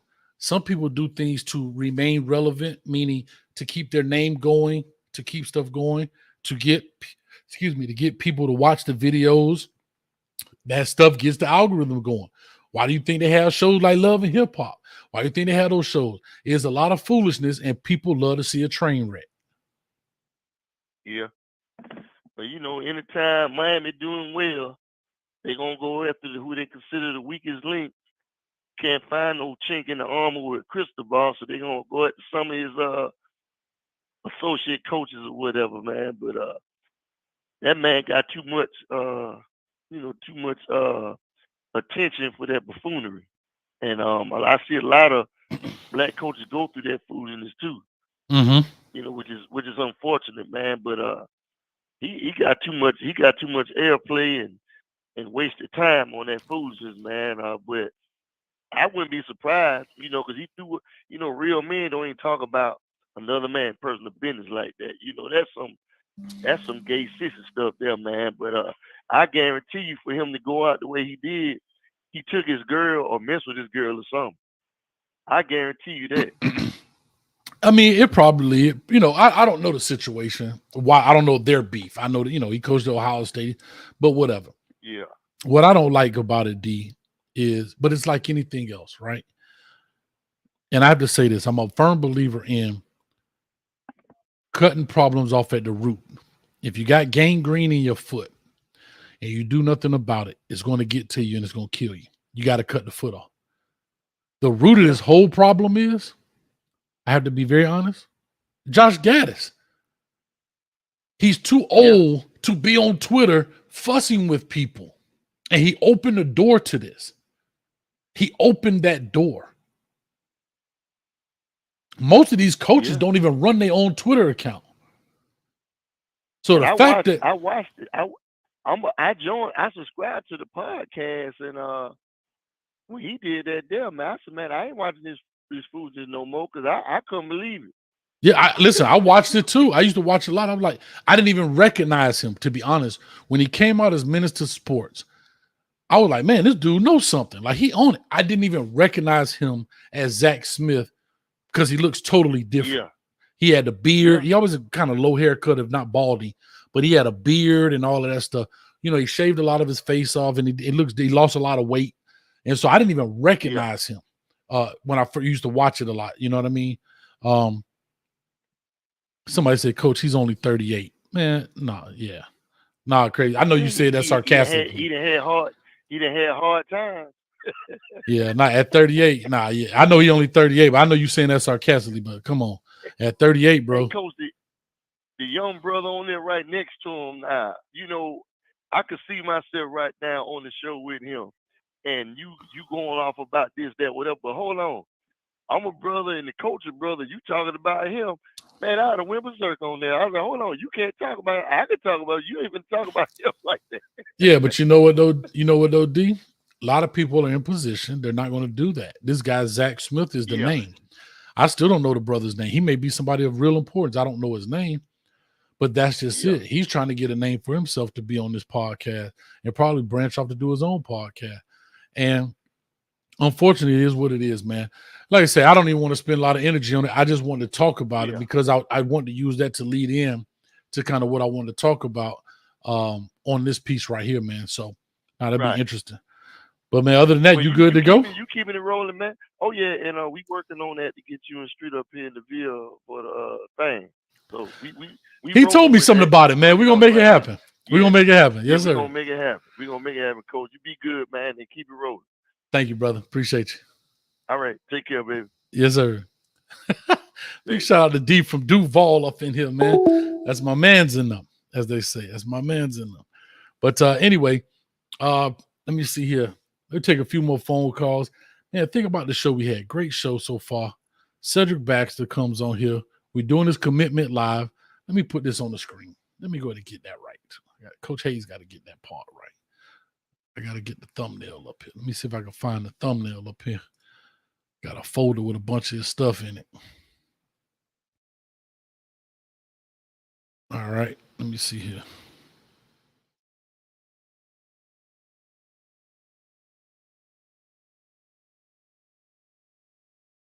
Let me see here. All right, there we go. So there go the thumbnail right there. We're doing his commitment live August 10th. That's Wednesday. That is this Wednesday, August 10th, starting at 7:15 p.m. Check it out, Eastern Standard Time. It's between Florida, Texas A&M, and our beloved University of Miami. So we're going to find out, man. He's a great young man, great kid. He does everything he's supposed to. He's not an out in the street body. Every time I've called him, what you doing, man? coach just laying in the bed or looking at YouTube at this video or looking at this highlight. Like, never have I ever called him and he out in the street. Never. So that's pretty cool, man. But anyway, let's get back to it. I just want to put that up there to let you guys know. And I'm dropping his WRE tonight. As soon as we get off of here, I'm pressing public and we're gonna make it happen for that WRE, and then we'll publish all the other good stuff too as well. Somebody said, Coach, any way you could block this dating site? I'm trying to keep popping up. And VLC, this is exactly why I make subscribers only for comments, because if they're not a subscriber to the channel, they can't block. I mean, they can't do this type of stuff, but they coming so fast you can't keep up. And I don't know how to do the mods yet. Hey, Chanel, and you're the first mod of the channel.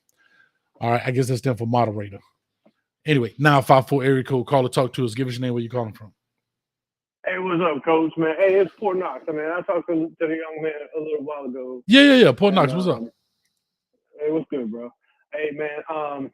So with this, I'm just curious. Like, when these cats come in and he said that he was concerned about how many people are in the room. Like, we got a pretty talented room, and I'm Canes all day. So I'm just curious. Like, do you think our room is too much for him, or what do you think?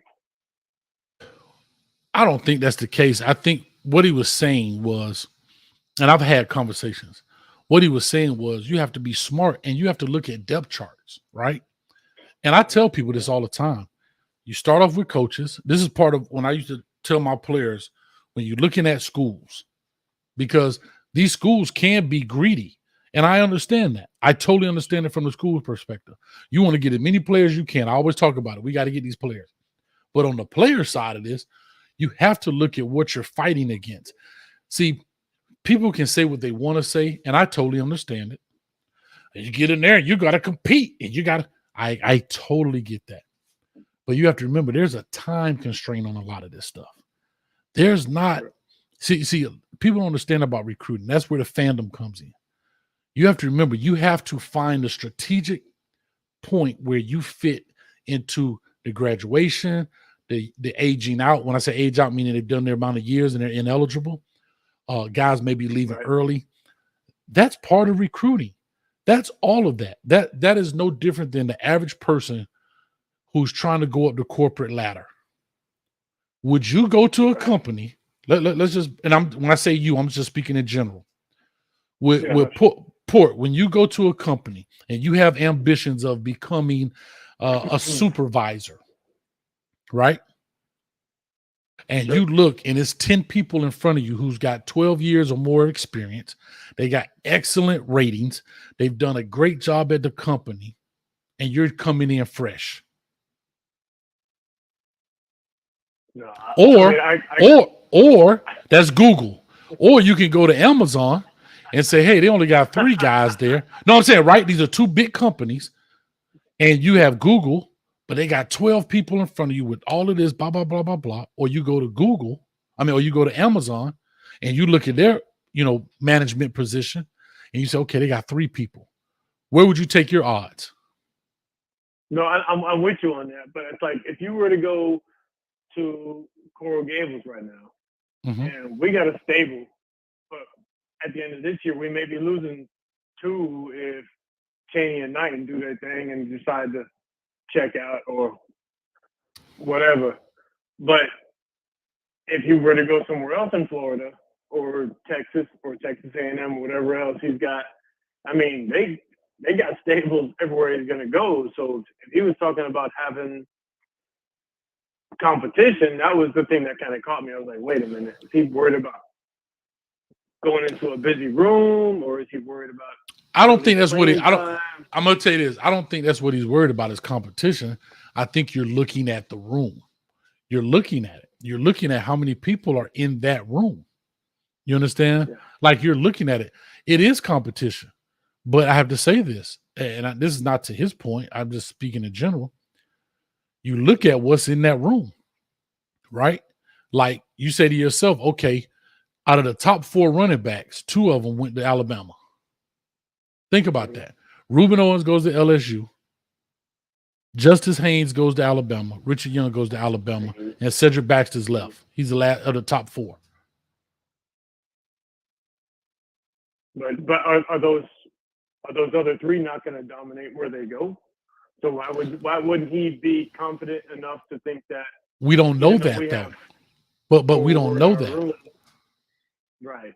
So that was kind of the preface of my question was just asking him where his head's at as far as to, does he see our room being busy, or does he see it as, we're getting a few people that might be leaving, and then he can slide in, and him and Citizen be, a 1-2. So Possibly. But you gotta remember, Citizen's already a year older than him, right? Right. Citizen's already a year older than him. I'm trying to think. Do we have any running back recruits right now? 23 kid? It's him and old boy from that committed to Ohio State, and Chris Johnson Jr. from Dillard. No, I'm saying, but has anybody committed so far? We don't have any commits.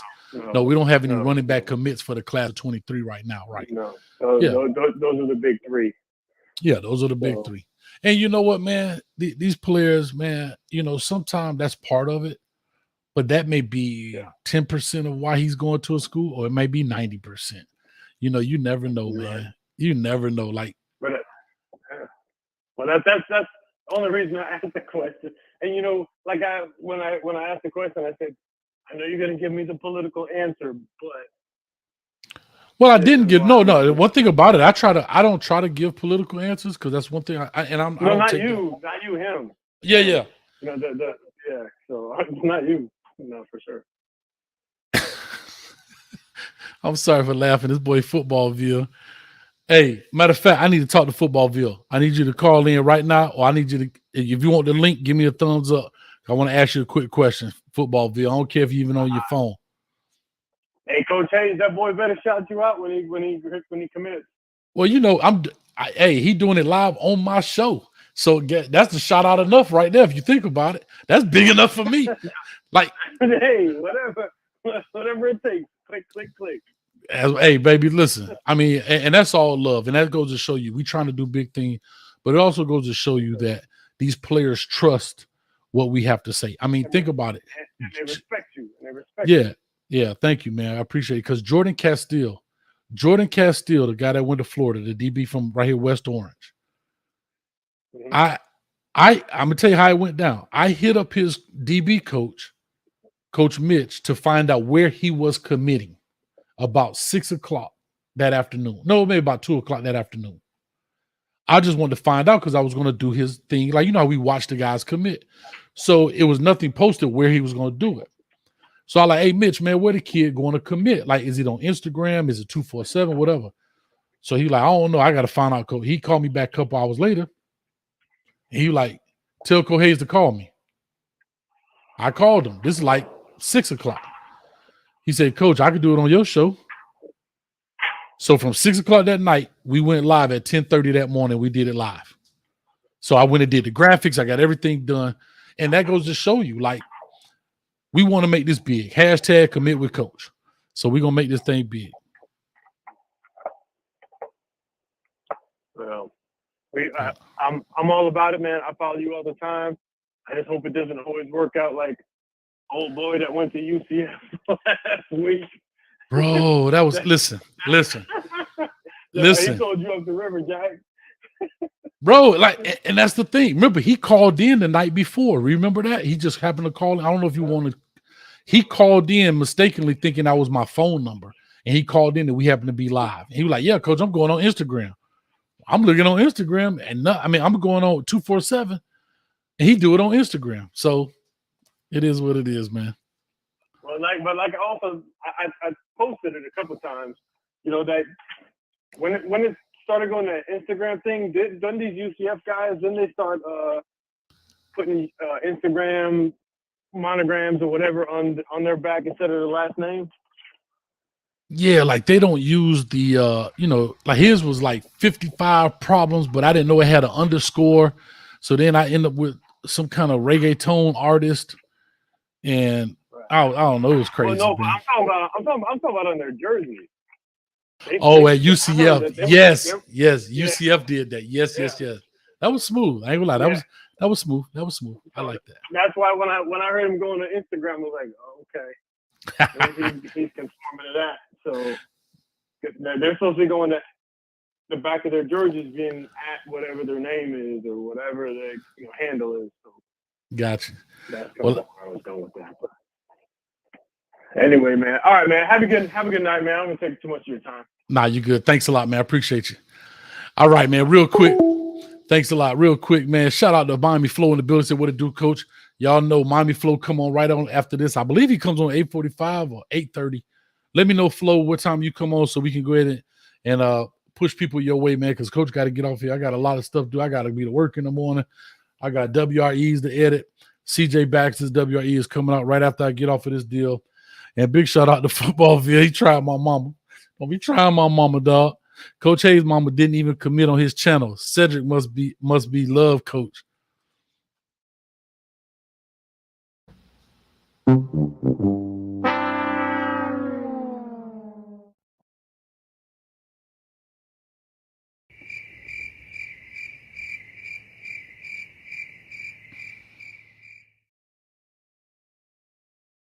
Nah, that ain't even funny. Anyway, Street, I'll send it to your Twitter right quick, man. I want to ask you about the first days of practice. I know you do your I know you out there filming and doing your stuff. So I did want to ask you about the first days of practice. But anyway, I'm waiting for him to jump on in this deal and we see what's up. 8:45. All right. So Miami Flow jump on 8:45. Perfect. All right. Somebody say joint show would be dope. Yeah, man, we gotta do something. We're doing the YouTube takeover. The YouTube takeover is the 8-hour show, okay, that we do before the season to support the Miami Hurricanes. I'm on for 8 hours straight. Okay. I'm not getting up out the seat, and I try to bring every Miami Hurricane YouTuber on, and we call it the YouTube takeover. All right. Call or talk to us, 239 area code. Give us your name, where you calling from. What's up, Coach? This is One Flamingo. How you doing? I'm good, man. Hey, finally I get to hear from you. One Flamingo. This is your first time calling in, isn't it? Yeah, it is. All right. Hey, I'm pretty good memory now. I see you all the time, but talk to me. What's up with you? Yeah, man, I got a couple questions. Do you think we lose anybody this year to the portal as far as the running back situation goes? Big shout out to Groove in the building. Appreciate you. What's up with you, man? Hey, I appreciate that tweet too. But to answer your question, should we do? Some guys are not going to like this process. Some guys, it's not going to fit everybody, right? Right. We can say what we want to say. I think, Cody Brown left. It just didn't fit his system. Am I going to speculate who that person is? No, because I don't want to put that out there on the young man. But do I think somebody may leave? Definitely. Especially now that you have a clear option to go. Yeah. Right. I asked that question because when it comes to said, when he spoke about the room, we do have a pretty stacked room. And I was just curious as to, I was thinking about as to what he kind of touched on, what he's looking for, where he might be thinking about going as far as in his top, his top schools. And I believe that he might be a good Florida pickup. But other than that, as far as the new locker room, I think it's about time we got up with the times. Before Rick came, Miami didn't have a lot of financial resources being, pumped into the football program. So, when it came time to recruiting, these kids, when they other schools, they're seeing, these other schools look like coliseums and mausoleums. They're all updated. Everything's, and I feel like that's a big deal when it comes to where these kids are going to go. We don't even have our own stadium, but it's in the talks right now. And I think it's a good that we had Rick do what he did, but it looks like Cristobal came in and he really understands that that's something that's necessary for these kids. And hell, before Rick came, our weight pile looked like a prison weight pile. It did, man. You know, a lot of things have changed. I'm telling you, a lot of things have changed. A lot of things have happened quickly. I don't know. I have to say, I'm gonna tell you this. I don't know where that locker room is. That's why I want to get Street on here from Footballville, where that locker room is. Yeah. But I can tell you this: if they build a building from the time Coach Cristobal has gotten here to now, that was super fast. So my question is, was that already kind of in the works prior to Coach Cristobal coming? Because that's fast, bro. Yeah, it seemed like it might have been, but it looks like we're getting up with the times finally, which is a good thing, you know, as far as not only do we have the staff, now we have the accommodations to follow behind it. Now I'm just hoping the stadium gets, you know, I feel like, you know, as far as my opinion, we play on a neutral field. Now that could be argued. In my honest opinion, I feel like we need our own stadium. All these other colleges across the country have their own stadiums. And I just think when it comes time to playing college football, you really know that these kids need a real true home field advantage. Gotcha. Well, somebody said those are temporary lockers. Right here, Winston Stone said it's temporary lockers, Coach. And, educate, hey, coach me, coach. Somebody coach me on that. I don't even know that was temporary lockers. So yeah, that's interesting. Go ahead. Do you still think we have a good chance on landing Wilson? I hope so. I like I said, I had an opportunity to speak to his father. His father reached out to me, just thanking me for the WRE I did. And I get a lot of those. A lot of parents reach out or email me or DM me and say, hey, man, you know, Coach, thanks a lot, man. I've talked to him about those things and blah, blah, blah. And even the dad said, man, his son is very reserved when it comes to this. Like, you know, so I don't know. I don't know. But we made it to his top 5. So that's a good thing, right? That's a good thing. Right. Well, thank you, Coach. Thanks for having me on the show. And I love what you're doing, man. Keep rocking for us. Thanks a lot, man. I definitely will, man. You know, as always. I'll keep in touch. All right. Appreciate you. All right, man. That was pretty good. Y'all going in, but y'all, hey, Port Knox, you funny. Somebody said the new upgraded ones will be in the $100 million facility.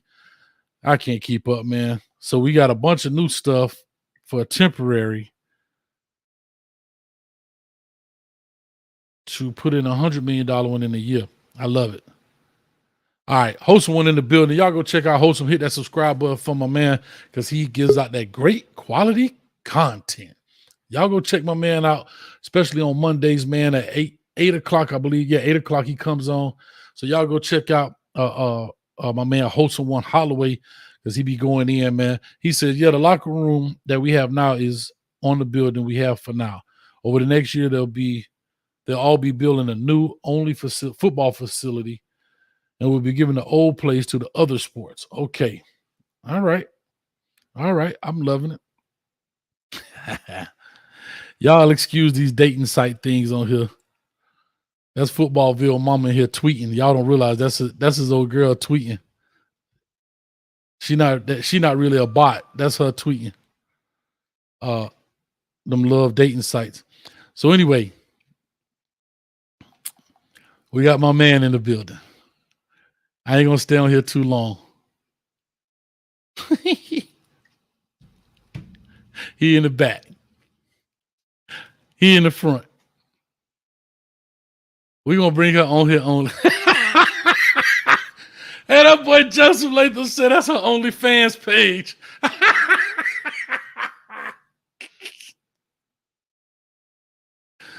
Oh God. Y'all bring my man in the building real quick. Oh Lord. What's going on, bro? No. Don't say nothing. Don't say nothing. Don't say nothing. Don't say nothing. We got 432 people in this building. Man. Listening to hit the like button. Hit the subscribe button. Now clap it up for my man.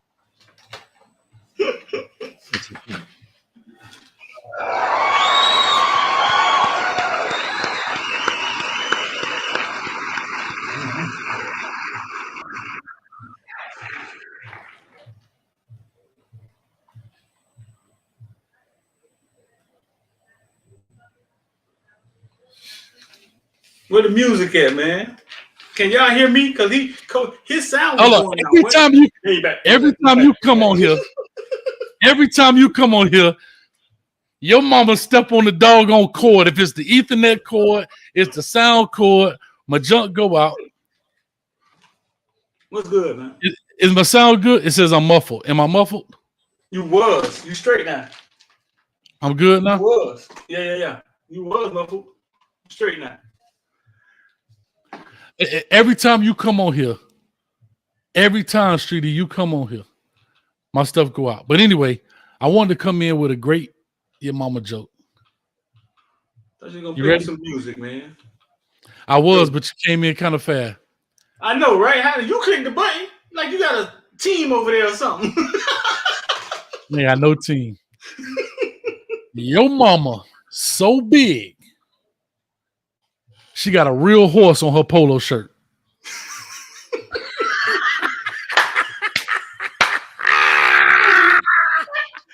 She got it up there. She peed it up there.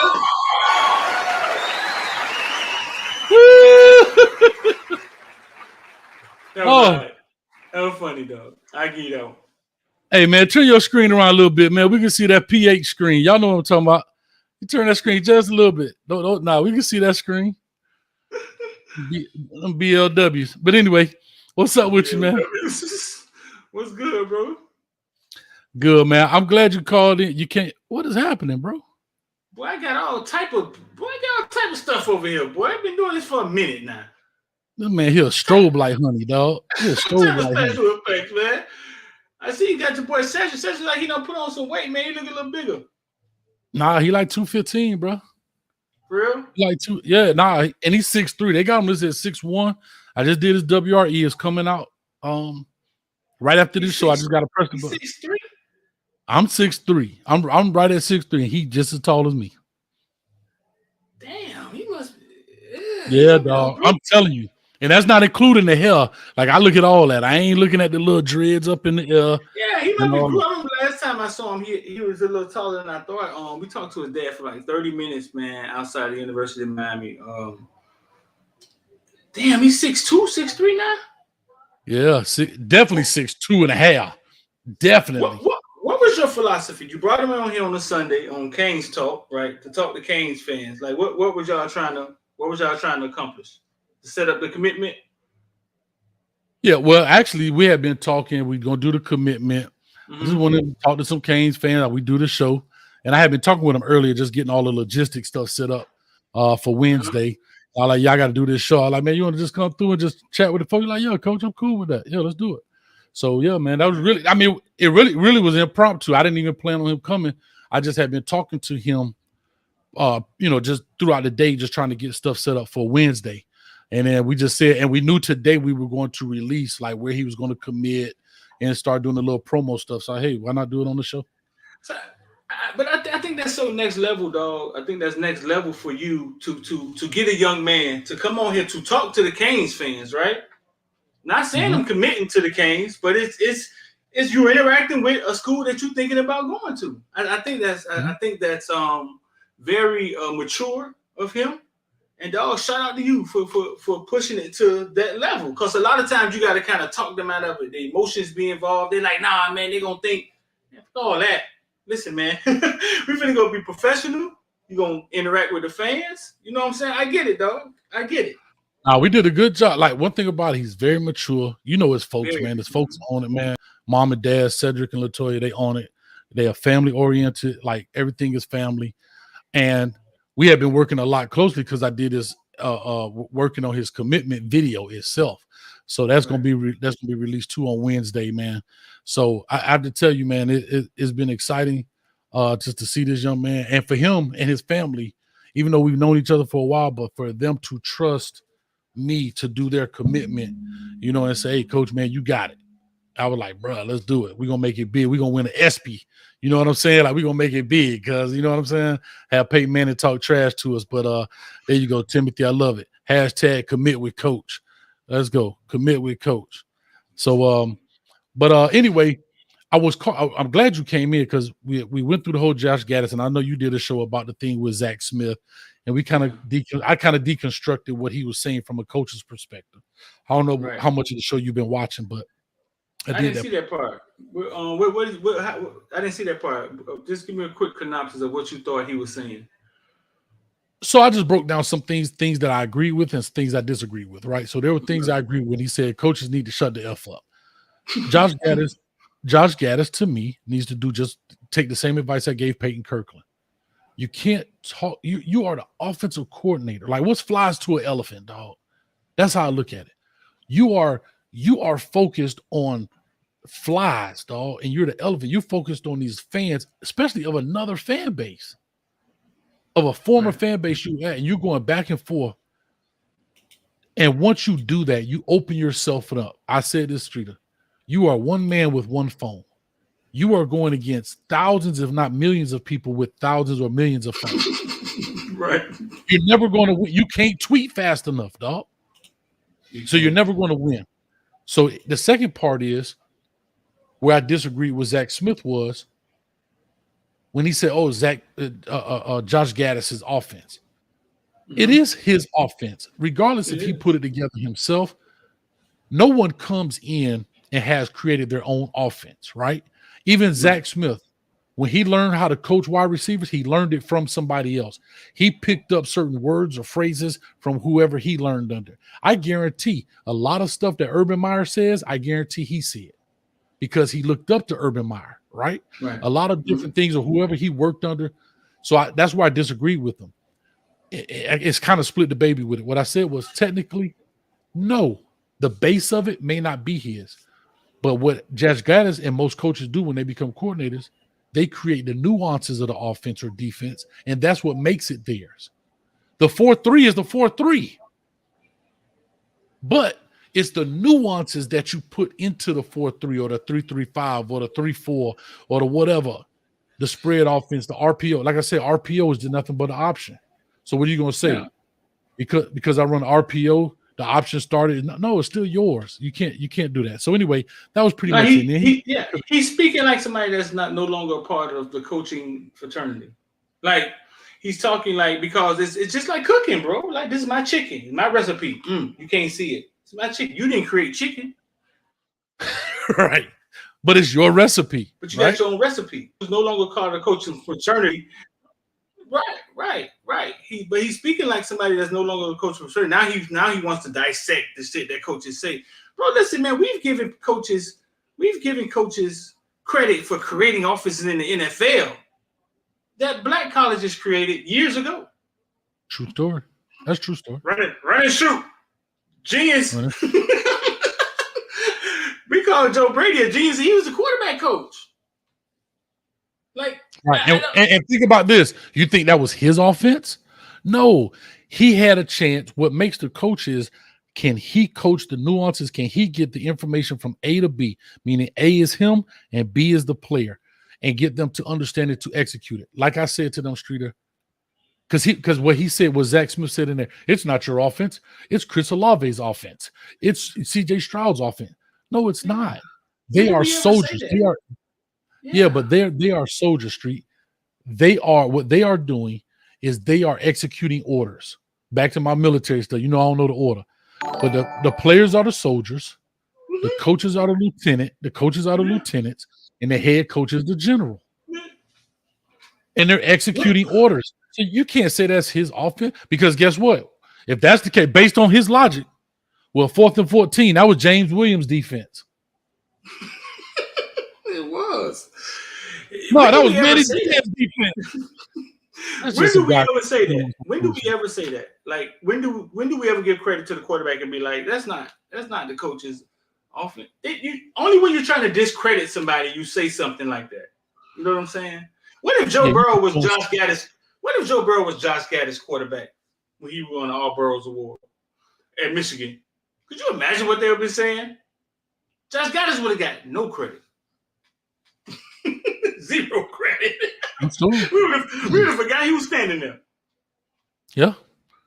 True story. Be anyway, careful, real man. quick. Talk to me. Hall of Kane, $10. Hazen Street Dynamic Duo. I love it, man. I love it. But I'm gonna be Batman. You could be Robin. You know, they say Robin was a little, you know what I mean? But anyway, leave that alone. We'll leave that alone. I don't want to get canceled by the alphabet boy. All the duos in the world, he picked Batman and Robin. He could have did Road Warriors, Animal, and Hulk. He could have did it. He gonna pick Batman and Pinky and the Brain. You see how light-skinned dudes think, man? Go ahead, do your show, man. Damn. All right, real quick. So we talked about Gattis. I'm about to get off here. I just want to ask you, because I know you guys have been going to the practices, doing the great commentary. I know you've been putting out some snippets, and I know the rest of the stuff you have for your members. So guys, go over there and be a member over there at Footballville YouTube channel. Become a member. Right. The passcode, I shouldn't supposed to say this, but the passcode is at Footballville. The promo code is at Footballville Mama. You get 50% off if you put at Footballville Mama on there. Yeah. All right, but here go the second thing. I know you guys have been there. And the head of this show is Josh Gattis' offense. What have you seen being out there? And I know it's early in the practice phase. They're only in helmets and shorts and maybe shells or whatever. Yeah, only been 2 days. Right. It's only 2 days. But in those 2 days, those guys, and I don't know if you guys only are out there at a limited time and they take y'all to tell y'all to go away, which they are probably, huh? So you guys basically it's always been a limited time. And we just got to get out of what we get out of while we in there, and then everything else comes from information and being around about. I know he's riding the wide receivers really hard. Mm-hmm. And I think he's probably trying to push somebody to the top to get the best out of one of them and see who's gonna be that guy. But he's riding them really hard. Drop balls. I mean he in his. I love it. Yeah.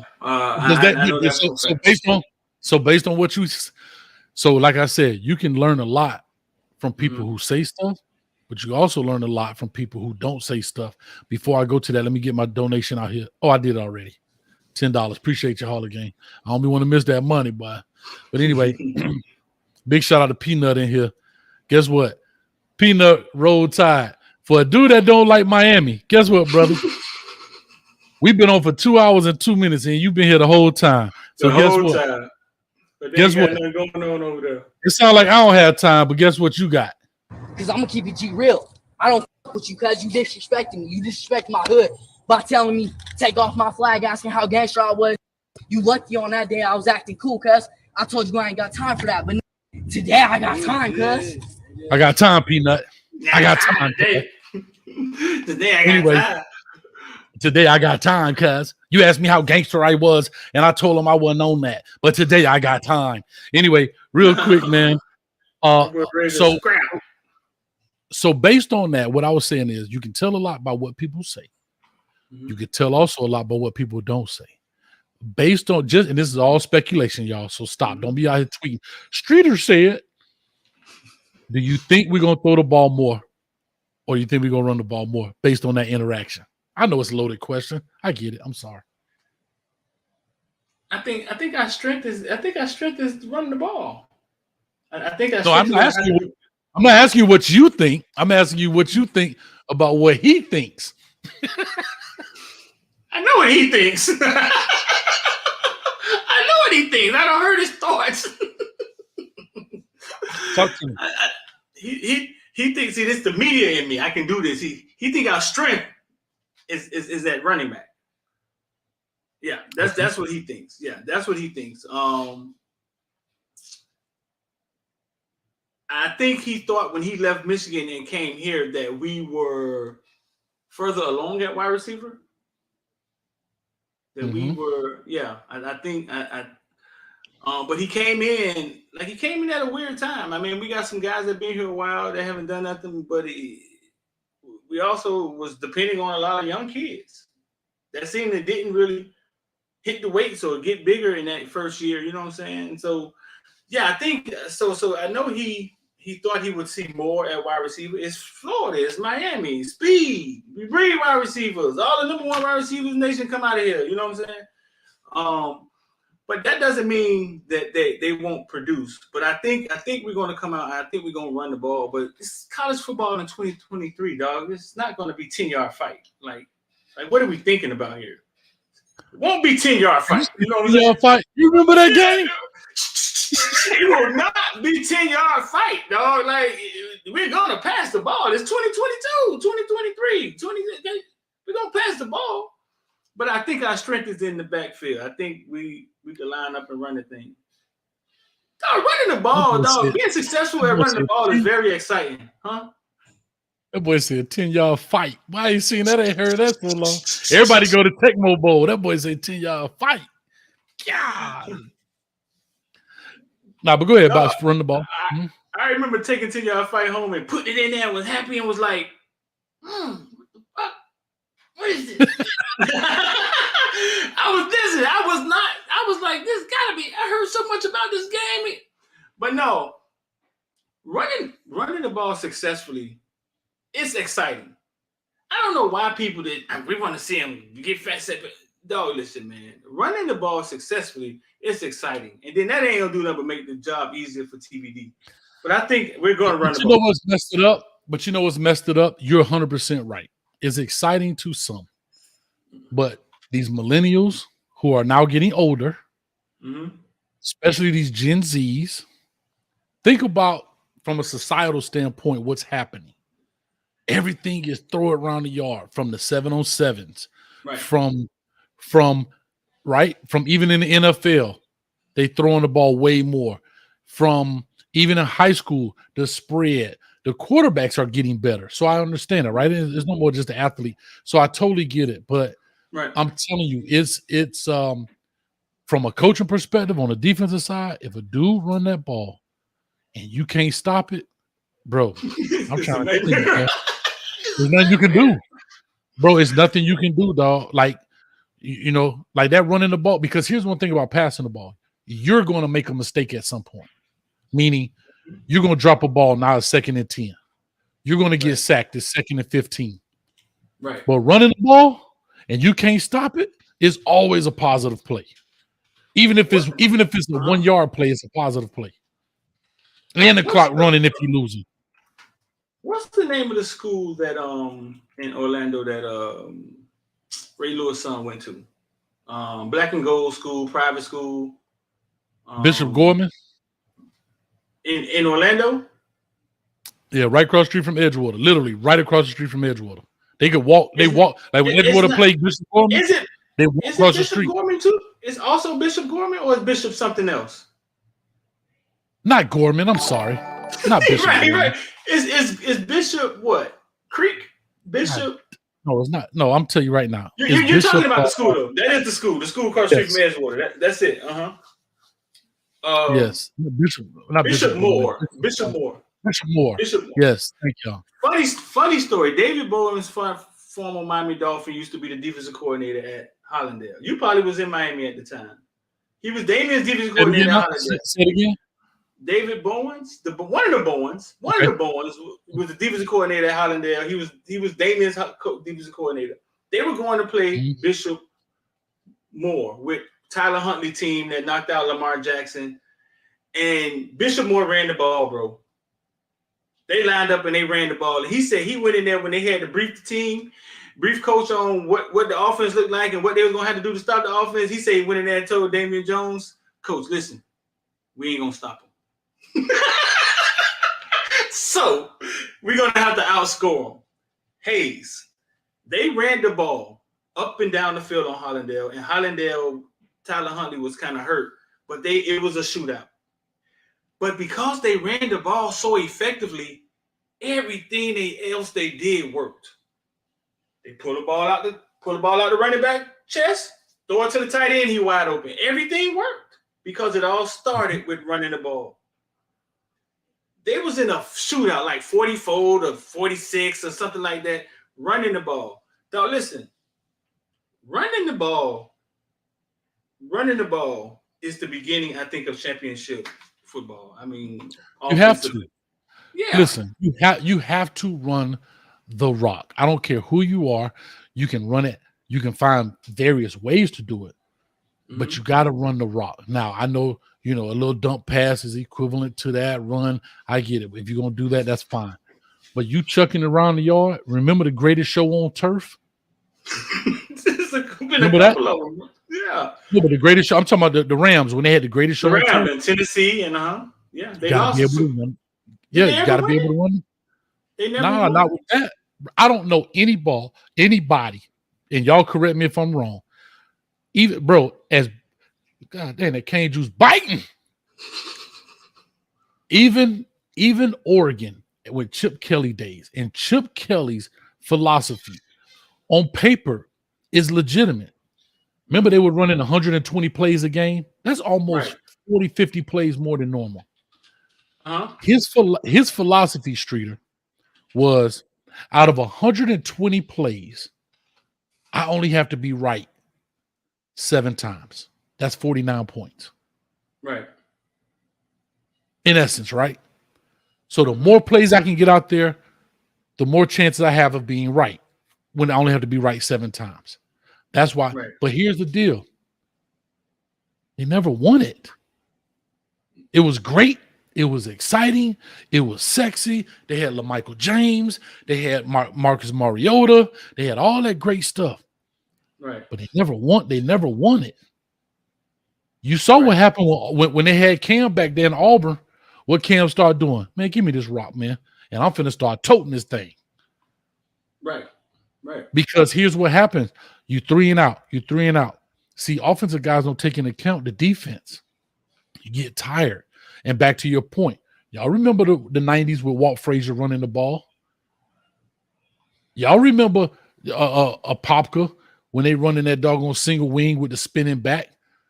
There's nothing you can do. Now, here's the negative side. I think that was overrunning, meaning, they were overrunning it, but that meant like you don't have any passing game. So when they get behind, it's bad. But they were so good at running it, they were very rarely behind. Right. And I'm going to say this, Street, to Norland's point, when we won the state championship, who's the first person you think of Norland State Championship? Dude. The first one. With Bo and all of them? Yep. Who you think of? Bo. Right? Bo. You think of Pope? Andre Johnson, little brother Pope? The one that won it, yeah. Yeah. No, that was Sean Bailey. That was his first touchdown ever. Oh, that was Sean Bailey. Right. But what most people don't realize is William B.J. Manley was the secret sauce to running back. B.J. Manley had over 1,500 yards that year, but he was the quiet and silent assassin. Because people don't realize this. Dwayne Bowe missed like 4-5 games, if I'm not mistaken. Remember, he had a hurt foot. He missed 4-5 games that season, but all you hear is Dwayne Bowe, Willie Pope, Sean Spence, Sean Bailey. But B.J. Manley and that biting defense coach had was the reason. So what you saying? You're saying teams that spread it out don't necessarily win it, or you're saying that it doesn't happen often? No, not spreading it out. Teams that throw the ball primarily. Teams that are pass heavy. Mm-hmm. Teams that are not that spreading it out. That's just manipulating the defense. At what level? College and at all levels. At all levels.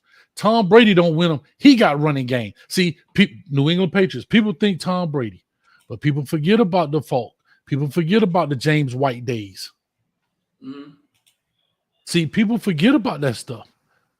Right now at Temple, what's my boy name from Oregon that punched dude? What's his name? I'm gonna say Lindell White. What's his name? From Oregon. He punched dude from Boise. Blunt. Every time I hear him tell that story, it still don't make sense. So, okay. So, what about LSU and Clemson, that national championship game? Right? It appeared to me that they was just throwing the ball around. Yeah, but you got to get there, right? So, here's the deal. Look at Clemson. Uh-huh. How important was Travis Etienne? Very important. Right. he takes the pressure off of Right. Travis. I mean, off of. I'm thinking more so. I guess I'm thinking more so LSU side. No, Clemson had Travis Etienne. He was a official threat on the football field. But I'm thinking more of LSU side. It seemed as if LSU they had the little back. They had the little back, but it seemed as if they were pass happy. I'm trying to think, I can be honest with you. I'd be lying if I try to just come up with some names because I followed them, but I'm not an LSU fan, so I'm not like, oh, who is everybody on the team? You remember the game, right? You remember they wasn't really running. I'm gonna go back and watch. I'm gonna go back and watch. I'm gonna go back and listen. They were throwing that ball around. That game was played at a high level in the air. But them receivers that was on that field, huh? I said, yo, what year was that? Let's pull up some numbers. Clyde Edwards-Helaire. Well, I think he in the league, ain't he? Clyde Edwards-Helaire was the little back that they had. But them people in the comment section be so smart, don't they? Mm-hmm. They be doing Kansas City. He had Kansas City now, so I guess they had a NFL back there. He just was little. All right, let's pull up the box score right quick.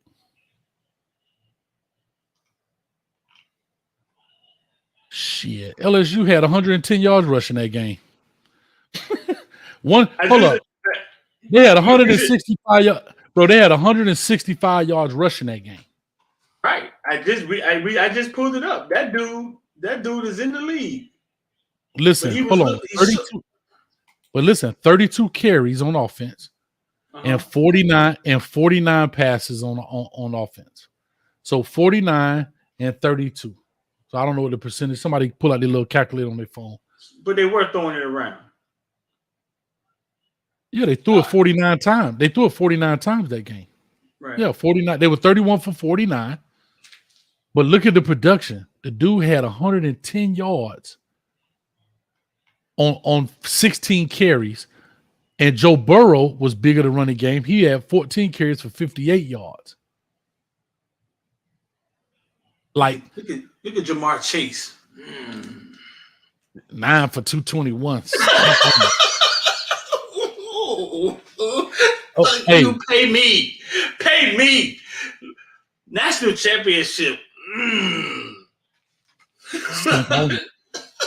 9 for 220. Boy, that is nasty. But no, they had an NFL back there. He just was undersized, and I don't know if I thought he was. He 5'8". Yeah. He gotta be a man though, dog. He has and again, right? Those are great teams and all of that great stuff. But at the end of the day, too, is it sustainable?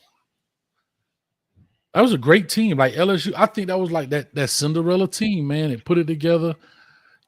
I think that LSU team was not part of the LSU that we're accustomed to so far as just winning games, having great teams. Because right after that, it was like, brrr. Right? Then it just boom.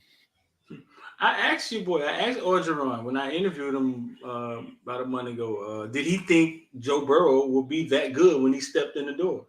He said he had some good things about him. He said, but the next year he came back cooking. Like he was on fire next year. It was on. And then again, I'm looking at receiving. C. Edward, the running back, had 5 catches for 54 yards. Now, what kind of catches were those? Were those like the little peel routes that you want to call that a handoff? I don't know. We could look at that and see. Was it little receiver screens? You know what I'm saying? So, yeah. If some of that stuff you have to put in context. But now I did want to ask you that about he said Coach O's still out there, really wants to be on staff for real. Yeah, Coach O be out there in the middle of practice, fool. That is such a the necessity to have. Just a national championship coach just out there standing in the middle of practice telling people to run faster. Big shout out to my cousin. Big shout out to Mike in the building. 65% passing for LSU against Clemson. What's up, man? How you doing, Mike? Good job, man. Big Canes fan. Canes graduate up in there. That's what I'm talking about. Canes graduate. Yeah. But no, man, when it comes to the offense, we go in there for maybe 30 minutes. They let us watch a part of practice. During spring, they let us watch twice. We got to see some of the scrimmages, and we got to see a little more. But I would say they keep sending Mallory. So obviously they think real highly of Mallory. You know what I'm saying? So I think we're gonna run the ball, some tight end play, and I think they're gonna let TVD basically take his shots, like let TVD take his shots and when he can, because I'm sure they trust him. You know, I'm sure they trust him. He has matured so much, though. Yeah.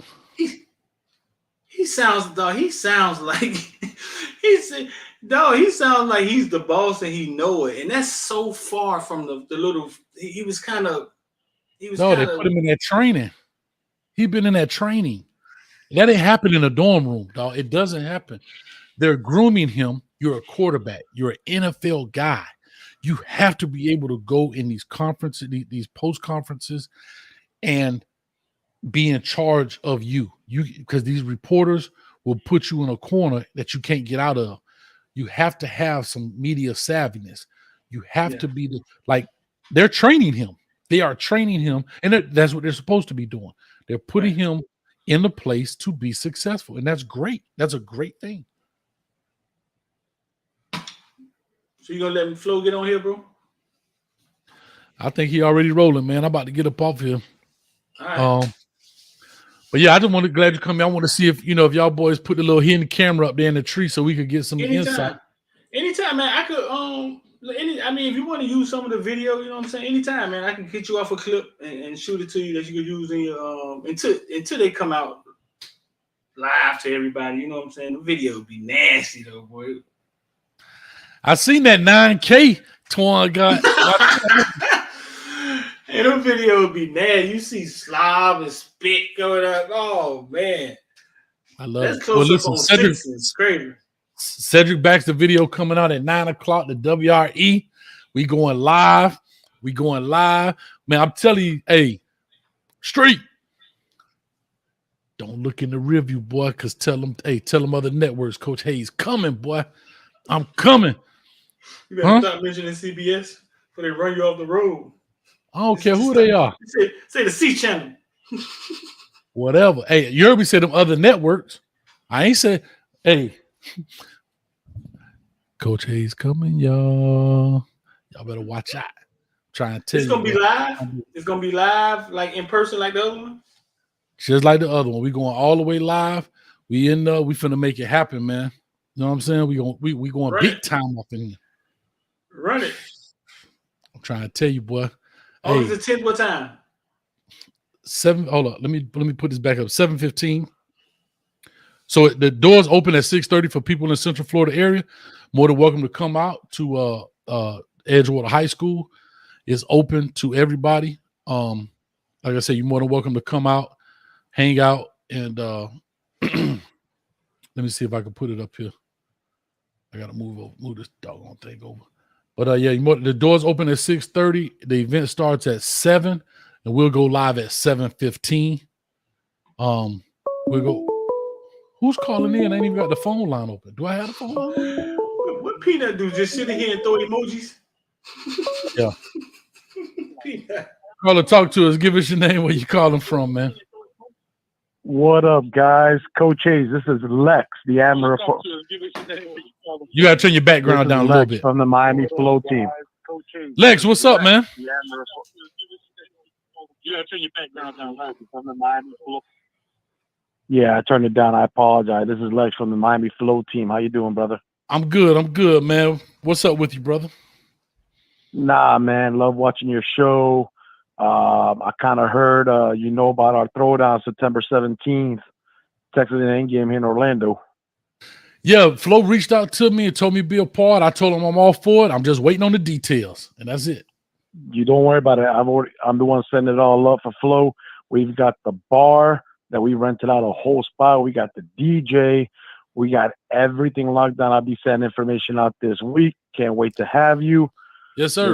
It's gonna be nice. And then we have our show on Monday nights. We would love to have you guys as some guests on our show. So I'm gonna have to shoot you an email, get you guys on Monday nights. Let's do it, bro. Man, you listen, man. You know me. All you got to do is say so. Unfortunately, your guy came on 2 roster. He hit me up, but I was doing another podcast at that time. But man, you know this. All y'all got to do is say, Coach, holla at her. And if I'm free, I'm there. And one final thing, how good does it feel to be a Miami Hurricane? Tell me about it, baby. Decades. 2 decades. The nightmare's over, baby. And the one comment I have for you guys is Miami is finally doing their part. Mario got them invested. Rad got them invested. As fans, now we have to do our part. If the school's doing their part, we got to do our part. We can't always have them do everything and us not do nothing. So hopefully Bethune-Cookman, I don't care what kind of game, we need to pack that stadium. Trying to tell you, man, we got to support these guys. Like, people don't understand. And I saw something the other day, Lex. I don't know what show it was, but it was one of these talking head shows. And they were talking about the culture of Miami, Florida State, and Florida. And y'all put it in the chat. I know y'all watched it too. And it was a young lady on there talking as well. And they were saying Miami's such a national brand, but nobody goes to the games and blah, blah, blah. And I was like, and I have to say this. This is where the university has to understand the community commitment. Correct. They have to understand. They got to get the community involved. I don't care if you go to read books at elementary schools. You got to get people involved because we don't have a 40, 50,000 student population over the years. It's what? I think Miami is 12,000 students max. 13,000. Yeah, and they all and most of them, I hate to say this, most of them don't care. A lot of them in med school, football, the second thing. I got to pass this test. I don't care about the boys. Yeah, most of them are from here. I did a statistic. 75% of the people who go to UM are not even from the state of Florida. Mm-hmm. And the funny part is I agree with you. You're trying to get the community involved. It's bad enough where I'm going to say 70% or even 75% of the fans at the home games come from north of the Hard Rock. True story. So if you draw a line down Hard Rock, you go north. I think that's a pretty good percentage. If you agree with me, 75% come from north. You can't have that. Can I ask you something? Can I ask you something? Because I don't know. What is the average? What is the average ticket? Because I know I paid $165 each. I bought 2 tickets each for the game last year in Atlanta. What is the average price for tickets for the Hard Rock? Because I don't know. What is the average ticket like? First level, second level. You can find a Bethune game first, cheapest 35, 45. Florida State right now is up to like 200 or 300.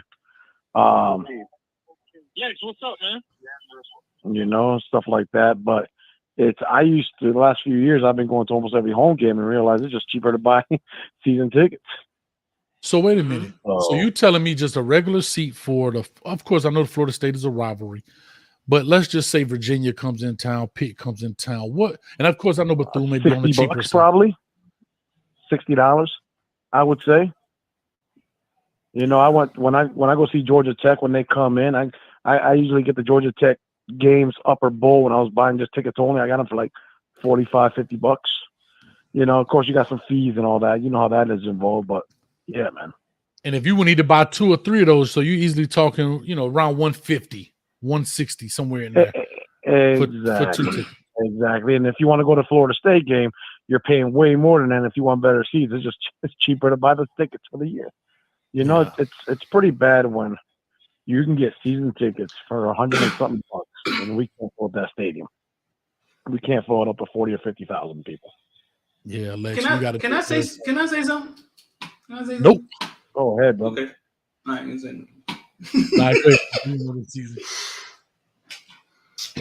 I like recently, I went and sat down and talked to the staff. I seem to believe that everything is marketing. On our show the other day, we talked about Miami, and we always say the city of Miami is different. It's a lot to do here. People don't have to go to the games and all of that stuff. I'm big on marketing and branding and pushing things, right? So me and X kind of got into it back and forth. Like, there's have been things that took over Miami. There's things that symbolize Miami that took it over by marketing or just the brand was so big, like Miami Vice, right? Yeah. I told Mario Cristobal. I told him. I say, listen, I don't think anybody has ever pushed the envelope. Like when I go to Ohio, hey, Coach, hey, we talk about this all the time. You go to Ohio, you get out the plane, you see Ohio State, you see Texas, and blah, blah, blah. I don't think anybody has ever pushed the marketing envelope, billboards, this, that, always in people's face, in the community, like you said. Coach Mario Cristobal has And what people don't understand is the community for the Hurricanes. It's not. I'm sorry, but you're wrong. It's not a national brand. It is a worldwide brand. I mean, I have friends that are in England. I've got friends in Australia that are huge U fans, and our buddy Santucci, who's part of the Flow team, he says he has Hurricane fans everywhere out there. It's not a national brand. It is. So when that lady was talking, I saw the interview where they said, "You don't fill up the stadium. It's not a national brand." Filling up the stadium and being a brand is two separate comments. It's two separate subjects. But let me finish saying what I was saying. Wait, hold up. Listen. I believe Cristobal has created such a frenzy. Canes Fest yesterday, the damn line was down the street. Like it wasn't even used to getting in the end of the line. I think he created such a frenzy and with the media and everything is that it's no doubt in my mind. I think Bethune-Cookman at least 90%, 85%, we're gonna get up there. I think he has woken up the city of Miami, dog. I think he's woken up the city of Miami. If they go to Texas A&M and get stumped, that may be a chink in his armor. But dog, I think we're about to witness something we haven't seen in a long time. I told Mario, I say, listen, nobody has ever won in that stadium. That's why we always talk about the stadium empty. Nobody has ever consistently won in it. Win in that stadium and watch what happened. And he looked at Coach Dennis and was like, hey, he's right. 15 years we had the stadium. We've never used it. We've never done anything in it. Well, everybody's so cautious right now because when Manny took over, Coach Hayes, I live in Central Florida just like you, buddy. I live in the south side of Kissimmee. Okay. And when they brought the spring game here to Orlando, and I was at that breakfast with Manny, the way Manny talked to everybody, and there are about 100 of us, it was like, okay, this man understands the Miami culture. So you bought into it. You bought into the Kool-Aid. That's true. And now Mario brings it. We all know Mario's more serious. We know Mario's going to do whatever it takes to back it up. Mario knows more. But people are being too cautious because of what happened with Manny. And that's the problem. But I'm telling you right now, I'm buying into the Kool-Aid. I think we have a better shot of beating A&M than we do Clemson. You're catching them only 2 weeks in. You know we're not going to show the whole playbook. You know, we know what we got to prepare for. We know Miraball's going to have that O-line. I mean, Miraball was on one of the Flow shows. On John Cafecito and Canes on Tuesday night a couple of weeks ago. And Miraball says straight up, the offensive line is not a problem for this university anymore. It's done. And when he said that, you believed him. You know, you didn't smell the bullshit. So I think A&M's going to come down to whoever has the ball last. Let me ask you something, Lex. I've noticed this with fan bases, and I've had this opportunity. And guys, I know y'all know Flo is on right now. I see him, he rocking, man. But we got Lex on here. Let's let it rock and roll. Here's what I know, and here's what I say bothers me. I think me and Streeter look at some a little different, but he's been in this a lot longer than I have, and I think he looks at some analytics way different than I do. But maybe I haven't been in long enough to really understand. But here's what I have an issue, and I'm going to say this because I look at when we do things as Miami Hurricane, quote unquote, YouTubers, right? Yeah. When people, I go back to I'm trying to look this up first before I put my foot in my mouth. Sorry, but just want to make sure I'll put my foot. Okay, perfect. I got it perfect. So when I look at YouTubers, I remember I had Coach Aristide on the show. right? And that video did subpar numbers. Your boy Rasta literally had Mario Cristobal himself on the show. Am I right or wrong about this? Am I right? Yeah. That was crazy. And hold on. And the funny hold on, but part here's is my problem. But Lex, hold on. Here's my issue. It only has 2,200 views. Hayes, I've told you. No, I know you. I want to hear, but I want to hear from what I'm saying is I want to hear from somebody else outside of why they think. I know what you said. That's why I prefaced what I did. But I look at shows and Flow. Y'all got that channel has a great following. And think about it. Miami Flow and them guys right now, I'm looking at it. He's got 420 people in the chat. I got 265. Fine, no problem. He's going to beat that show tonight. Mm-hmm. He'll have more in that live. But what I don't understand is you don't have the man sitting next to the man. You got the man. And he's got 2,200. Right, I was about to say the man sitting next to the man, sitting next to my Piccolo play. So my problem is I'm asking you, Lex, from a fan base standpoint, even including people like Mirrorball. You have had Edwin Patta that was been on shows that you guys have had on. And the numbers are minuscule compared to other shows. And my question is, where's the fan base? Where are the people that watch this stuff? And that's when you know our and I'll base it off our show. Our show Monday nights, Average Canes fans, me and my co-host Anthony Ao. We don't talk about recruiting. We don't talk about this. We like to base our show from a fan's point of view. You know what I'm saying? So we don't like to look because we don't have the connections like you guys. The fans need to stop making excuses and show up. They do. Because you just got the man. You basically got the GOAT for Miami right now in Cristobal. And you're right. That should have had over 5,000 views by now. What do you mean 5,000? Bro, it should have been 5. Here's what I'm saying. He doesn't do interviews like this. He doesn't want to be on the big channel. He doesn't get on YouTube channels. And for the man, not even Mirrorball, that's his boy. Mirrorball should have 5,000. This dude should be 15, 20,000. Oh, easily. And the funny part was, I was talking to Rasta, and Rasta basically said himself, he's like, Cristobal told Rasta, I'll be on the show all night with you guys. I don't care. I have nowhere to go. I'm going back to work after you guys. If the show's an hour long, I'll stay here. But you know how it is. You got compliance. You got other rules you got to follow. Yeah. So and you consider it. That's why they could. Yeah. Exactly. Look at that. The man himself said, don't worry about rushing. We can be here all night. That's why Cristobal has so much respect. Look what he does for the normal people. And then you got free shows where people don't have to pay to see anything. And then you can't even, there's no support. Bro, he spent, listen, he came on, I'm looking at the show here. He got on at the 14-minute mark. He got off at the 34-minute mark.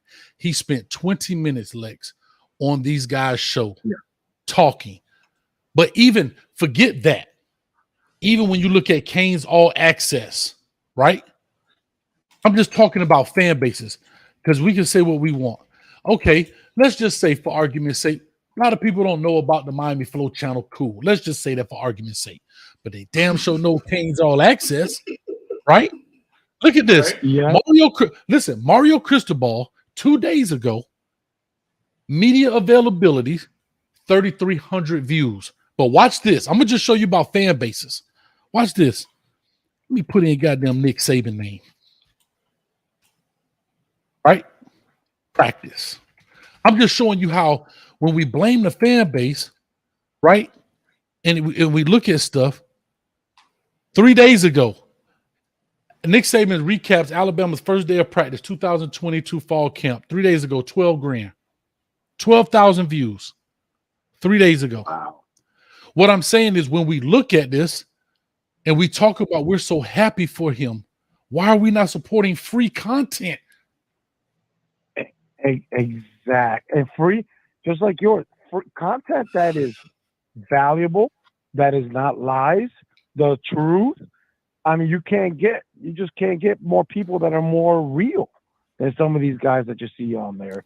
And people talk about, hey, nobody likes the Big Ten or something. I'll give you a great example. My co-host lives up there in Iowa. And he says, man, he's seen the shows on YouTube for some of those Big Ten schools. And he said, they don't care about weather. They don't care about travel. They don't care about what time shows on. You look up Big Ten on YouTube, and they got the same numbers as Saban does or more. They support. They give the support they need, and it's always been like that with Miami fans. You know that. No, I get it. But so what I'm saying once is the Orange Bowl went down, it's like everything changed when the Orange Bowl left. A lot of the culture died with people when that Orange Bowl got torn down. To me. No, I agree, but this is the thing that when we're asking people to come out and do things, and we ask people to come out, it's almost like it's almost like the PTSA meeting. You're gonna have the same 5 parents that's gonna make cookies, the same 5 parents that gonna come through this, and the other ones don't want to do anything but complain when stuff don't work right. And to me, I agree, bro. Ross and them boys got the man on the show, the man. Bro, exactly. You can't ask for any. There's nothing bigger in Miami football than Cristobal, and you got him on the show, and you get 2,000 views. That's bro. I'm telling you, even you have. I've told you how this works, man. I know, but I know what you said, but I'm talking to everybody else because hopefully they'll spread the word and trick the algorithm. You understand? No, because I'm just saying that when I look at this, to me, I understand because to Streeter's point, he thinks it's the algorithm. Here's the deal. 2 months ago, I had Alonzo Highsmith, Melvin Bratton, and Lamar Thomas. That was 9 months ago, 8,000 views. Mm-hmm. Right? Yeah. I'm just saying, like it's just funny to me. But Streeter, explain to Lex what you mean when you talk about you explain this, so other people may know if you care to share. Those Caneville experience videos from spring football, 20,000 views, 25, 18, 9, something like that. I've had views. When I was just doing high school football, when Footballville first started, I got videos out here with 3 million views, 600,000 views, 700,000 views. I've seen enough. It has something to do with what YouTube think is important. It has something to do with the algorithm and how it works. If the University of Miami starts winning again, Hayes, this conversation that you're having, it's going to flip. And then you're going to be asking yourself, why the same videos I was doing are now getting 20,000 views, 30,000 views, because it's whatever Google think is important. So, Roy Firestone just did an interview with Mario Cristobal. Awesome interview. Everybody talked about it, right? 4,000 views. 4,000 views. You can't tell me every Hurricane fan ain't gonna watch that interview. That should be the biggest interview in the last 6 months right now. That 4,000 views. You guys are right. I don't trust the views anymore. I don't trust the numbers. I don't. Yeah, I just think it's whatever YouTube think is hot, they push it to the top because they need to pay these people who pay them for ads. Alabama is hot, it's going to get carte blanche. I've seen it before. I've seen me do Miami Northwestern football games. I do them all the time. Under the radar, come in town, do a Miami Northwestern football games. We put the video out an hour behind. There's jump out, boom, 30,000 views in 3 hours. I got 15,000 views in 3 hours. I've seen enough, Hayes. I've seen enough. We seen a dude taking out cow huffs getting millions of views. Hayes showed it to me one time. How does our show, which is brand new, get the same amount of views? Our show's only 6 weeks old. Get the same amount of views as Russ's show with Mario Cristobal. It's ridiculous. And to me, Lex, I'm looking I at have Billy explained Napier. that to Hayes over and over again. I know, but I still like to bring it up. Okay, Mm-hmm. so to your point, Alabama, okay, that's the anomaly. That's the big dogs. I get it. But Florida, Billy Napier, 2 days ago, 22 fall camp report media day availability, the same title as Cristobal. He already had 10,000 views. And that school's on a fire dumpster right now. Well, I'm scared of Hold on, whoa.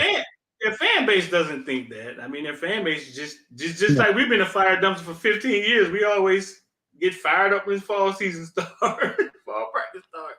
That. Lord, our God, Lee, I'm finna go Exactly. look up Mike Norville right now. If he got more views, I'm done with this. Florida He State. still got a job? He got a job. Florida State still exists. Florida State up there. That's my point. Oh, Florida State is a legit I'll dumpster donate money fire. right now to make sure he stays. Hold up. Florida State, I'm trying to find the presser. He put out a video not even a day old. It's already at 2,400 views on Knowles 247 page. Let Miami start winning. But for us to be this national brand, this is what I'm saying. For us to be it ain't like we Buffalo. It ain't like we UCF that's on the rise or USF or Louisville. Golly, let's put it like you say. I get about the winning. Let's put in Louisville. They didn't have a great year last year, did they? Nah, they were average. Okay. Maybe a hair above. Louisville, dog. What was their record last year? I don't know. I'm just trying to see. Shit, even Tennessee got 7,000 views. They all baby views though. Everybody. No, it is baby views. But what I'm saying is, with all of this hype, nobody else in college football has a hype about a hire but us. Like, what I mean is, I get what you're saying, Street, but we have the hype. It ain't like it was a Manny Diaz mid-tier hire. This guy is everybody in the world from Cowherd to what's the dude with the big ear look like an old baby? I always say he's like an old baby. He hates doggone Jim Harbaugh. What's his name, man? Paul Feinbaum. What I'm saying is everybody's talking about this. So this is the most fired up hire, the most anticipated program. I mean, Mario Cristobal hashtag should be trending, especially right now, a lot. Fuck. I know Flo Roster and them was like, damn, boy, we finna have a big ass show. You can't really count like Miami Northwestern at one point in time. Any game I did Miami Northwestern, drop it, boom, hour, 5,000 views, 10,000 views, 20, 30, 40. Miami Northwestern, high school, 70s, down in the city somewhere. It's whatever the algorithm thinks is important. You know what I'm saying? And it's weird the way it works, but it work in favor for you to where you can't do anything wrong if you get the rolling. You saw it. You went to Alabama. Me and you sat on the phone all night. Should you go? Shouldn't you go? You go to Alabama, do a commitment with a kid. Probably the most views you had in a while, right? Yeah. Yeah, live. Definitely live, yeah. Out the blue and Alabama. You've been talking to Hurricane fans for a year now, 2 years now. You know what I'm saying? It's analytics, it's traffic, it's whatever Google think is important, bro. And I told you, it doesn't make sense. Like he said, his regular show got the same as Mario Cristobal. That doesn't make sense. I've seen that for too many years. I get it now. And you see what I have done. It doesn't make sense. Well, when we can give the fan base a chance. If Coach, this would be a perfect time to keep track of this starting now. Let's see in 4 months where we're at as a team, and then let's compare notes. And I will make a note in my calendar right now to make sure I call you guys back in 3 or 4 months, and let's make a mental and let's compare. We can, okay. We can find out and give the fan base a chance. Look, we're winning. Let's say we're winning. Guys, I don't know, you guys probably haven't seen my show, but I get excited. People always ask me, yo, Lex, from a fan's point, from your show, we're 12-0. A real Canes fan is thinking 12-0. We win every game, no matter how bad our year, how bad our coaching. That's a real fan of any team. Right. Let's see where we're at in 3 months. And if we're still doing the same numbers and we're undefeated, then we can call out the fan base. But you know what? We've made a 180-degree turn. Let's give it a chance. Let's give everybody a fair chance, because it is true on a fan base standpoint. We've been like this for 15 plus years. So it's hard to change that momentum that fast. But make this part make sense. Hayes, can you go to Walmart without anybody recognizing you? No. Bro, it's funny. For the past 6 days, I run into a dude at Home Depot. I tell y'all this story. Part of this commitment video, I'm out there at Edgewater High School, standing on the street, and CJ's doing the filming. And a dude, this is the guy, it just happened on Twitter. The guy put it up on Twitter. I'm standing out there. A guy walks up to me. He's got two little kids with him. And he say, Coach Hayes? I'm like, yeah, what's up, man? He like, man, I told you, my son said that was you. He said, Mom, Daddy, that's the guy you be watching on TV. Watch this. We turned around. I said, man, that's him. So we pulled over, and he a Florida State fan. Like, you're right. You can't go in places now. People start to recognize you. That's when I started realizing, that's when I put it together. It doesn't make sense. If I can't go anywhere without somebody recognizing me, some kid going, or some dad with his wife, and he's like, dog, I just got to come up and shake your hand. And YouTube is telling me I got 2,000 views. I ain't buying it. Ain't buying it. So here's the funny thing. It's funny you say that. I tell y'all the story about being in the club when I was down there with V12. I ain't tell you this street. Lex, you got to hear this, and we're going to get off here. Yeah. Okay. We in this spot. We down there in Fort Lauderdale. We had a little, I guess a soca or something. I don't know, man. I'm hanging with the homies. So I'm standing at the bar, and it's crowded. And I'm with a couple of buddies. They do different things. I just leave it like that. And a guy walks up to me, and he says, I'm thinking he's headed to the bar, so I kind of slide out the way for him to slide in. And he says, hey, man, I don't normally do this, but like in that voice, hey, man, I don't normally do this, but, and he paused. And I'm looking at him like, well, I don't know what you normally do, but how you want to handle it? Like, that's how I went. Like, because in my mind, I don't know what's happening. You know what I'm saying? And so the other fellas heard it, and they kind of looking. And he was like, man, I watch your videos all the time, Coach. And I told my wife, and I was like, man, you got to say something. Now, if he would have said, Coach Hayes, I don't know, I would have known he knew where I was from. Like, I would have recognized how he recognized me. But he just walked up to me and said, I didn't know this dude trying to holler at me. I didn't know what was going on. I don't know if he finna just stab me with the shield. I don't know what's going on. Jay-Z You know told what I'm saying?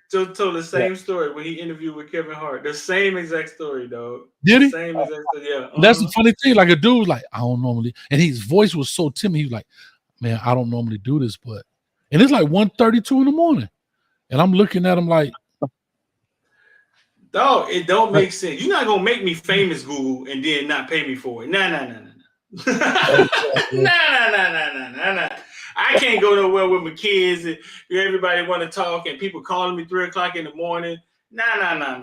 And we ain't Zay, doing what's that. up with you, baby? We're gonna go ahead and put the thing behind the paywall. We're finna go ahead and see how much people want to see this 9K. Yeah. Hey, matter of fact, I'm gonna have V12 tell that story when he come back on. He was like, what? But I'm telling you, it was wild, bro. It threw me off. But I see it all the time. Remember I told y'all my AC broke. I go to Home Depot to get the AC, get the stuff for the AC to get it fixed. Bro, dude, and that dude just standing in the parking lot looking at me. He just, he kind of looked, but he's trying to figure out. He's trying to figure out what he's looking at. I'm on the phone, and people, I get it. People like, is that him? That's not him. But I'm looking at him like, So then he was like, Coach Hayes. I like, what's up, man? He was like, man, I watch you all. And it's good to see. Like when I went to Atlanta, I'm walking out, bro. I'm standing outside waiting on the Uber. And the dude like, Coach, what's up, man? I'm from California. And it's a great feeling because it means you people are seeing what you do. But to Streeter's point, it's not translating. Like the numbers don't translate. You know what I'm saying? It doesn't make. I've seen it not, bro. I've been viral numerous times. I got a video with 3 million views. I had a video with 8 million views. I sent you the list the other day. Hey, look, 600,000, 300,000. Wow. And I've been to the mountaintop. Yeah. I'm coming back from the mountaintop telling y'all, hey. It ain't what you think, dog. Ain't nothing double some spoiled sandwich meat. Hey, go back. Go back. Let's give it a few months and let's see where we're at. And trust me, I'll remember and we'll bring this back up. And you know what, Coach Ace, let's see. We can even compare when we get together in September. Let's see if anything's gone up since then, you know? Let's do it. No, Lex, listen, I'll say this, man. Being the senior in the group, we all going to benefit from Mario being good. We all are. We are. And we got in at the right time, and we all are going to benefit from it, bro. We are. Exactly. We are. Well, look, I appreciate you guys having me on. It's great chopping it up with you guys. I will get with Flo, and I'm going to get with both of you. I'll get the contact info from Flo and to have you guys on our show.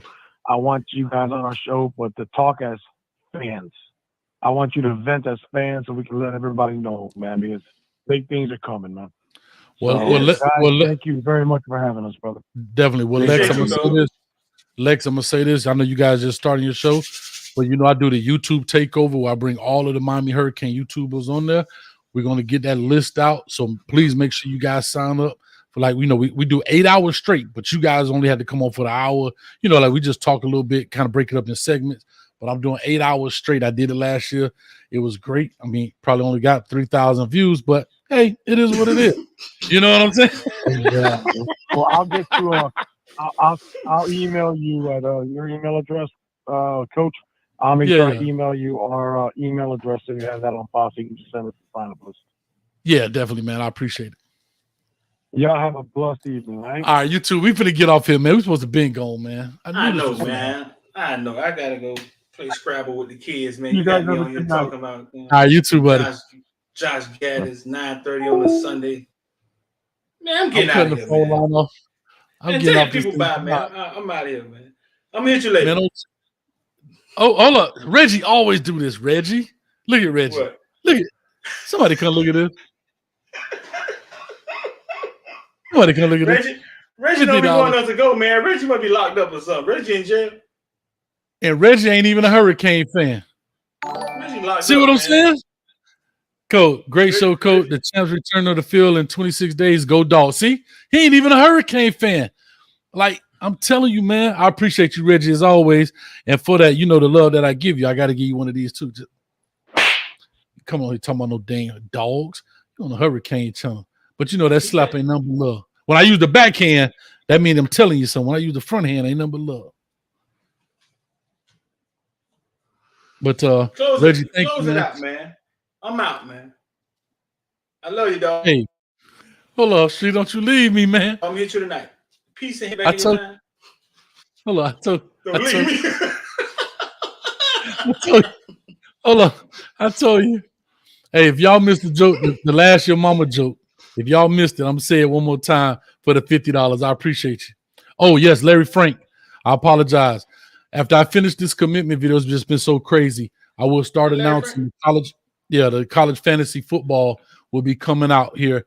And I know it's going to be quick, man, but you guys get ready. We're going to make it happen. So college fantasy football will definitely be popping out on the channel. Larry But for the Frank look like a killer in that picture, dog. He look like a hitman. Just don't push it. But here we go. For the $50, I'm going to re-say the Footballville Your Mama joke. Footballville Mama so big. Supposed to say, how big is she? How big is she? The horse on her polo shirt is real. How she got it up there?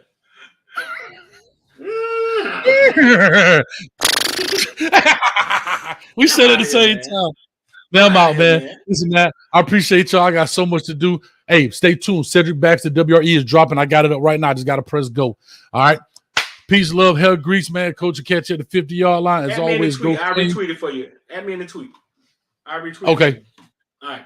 Because he got over 700,000 followers. So he gonna add it to the tweet. Say it again. Yeah, oh, Say it I again. thought it was No, going. we'll say what I thought. Say it again. Say it again. All right. We I out. thought it was going. I thought it was going. I thought it was going. Nah, but anyway, yeah, man, we'll do that. We'll put it in the tweet and everything. We'll make it happen. And like I say, with all that being said, I appreciate everybody. You guys check out Alex Tabio right here, Certified Home Loans. Man, this guy's been a blessing to me, man. A good friend of mine. We've created a great friendship. Not only helped me with my house, but he's also helped me in other ways as well, man. Being this is a big supporter and a big Kane fan. So if you got anything dealing with home financing, go check him out, man. 305-205-1697. Hook him up, man. Just holler at him. Trust me, you'd be surprised what's out there, man. It's a free phone call, y'all. Come on, Coach giving out free subscribe buttons, free like button, free home financing advice. Damn. Work with your boy. With all that being said, Coach, I'll holler at you. I appreciate y'all. Thank y'all. And we out. Oh, I pressed the wrong button. Sorry, y'all. I'm out.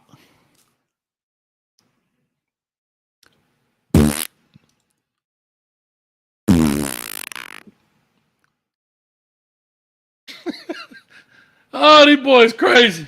Gotta love it.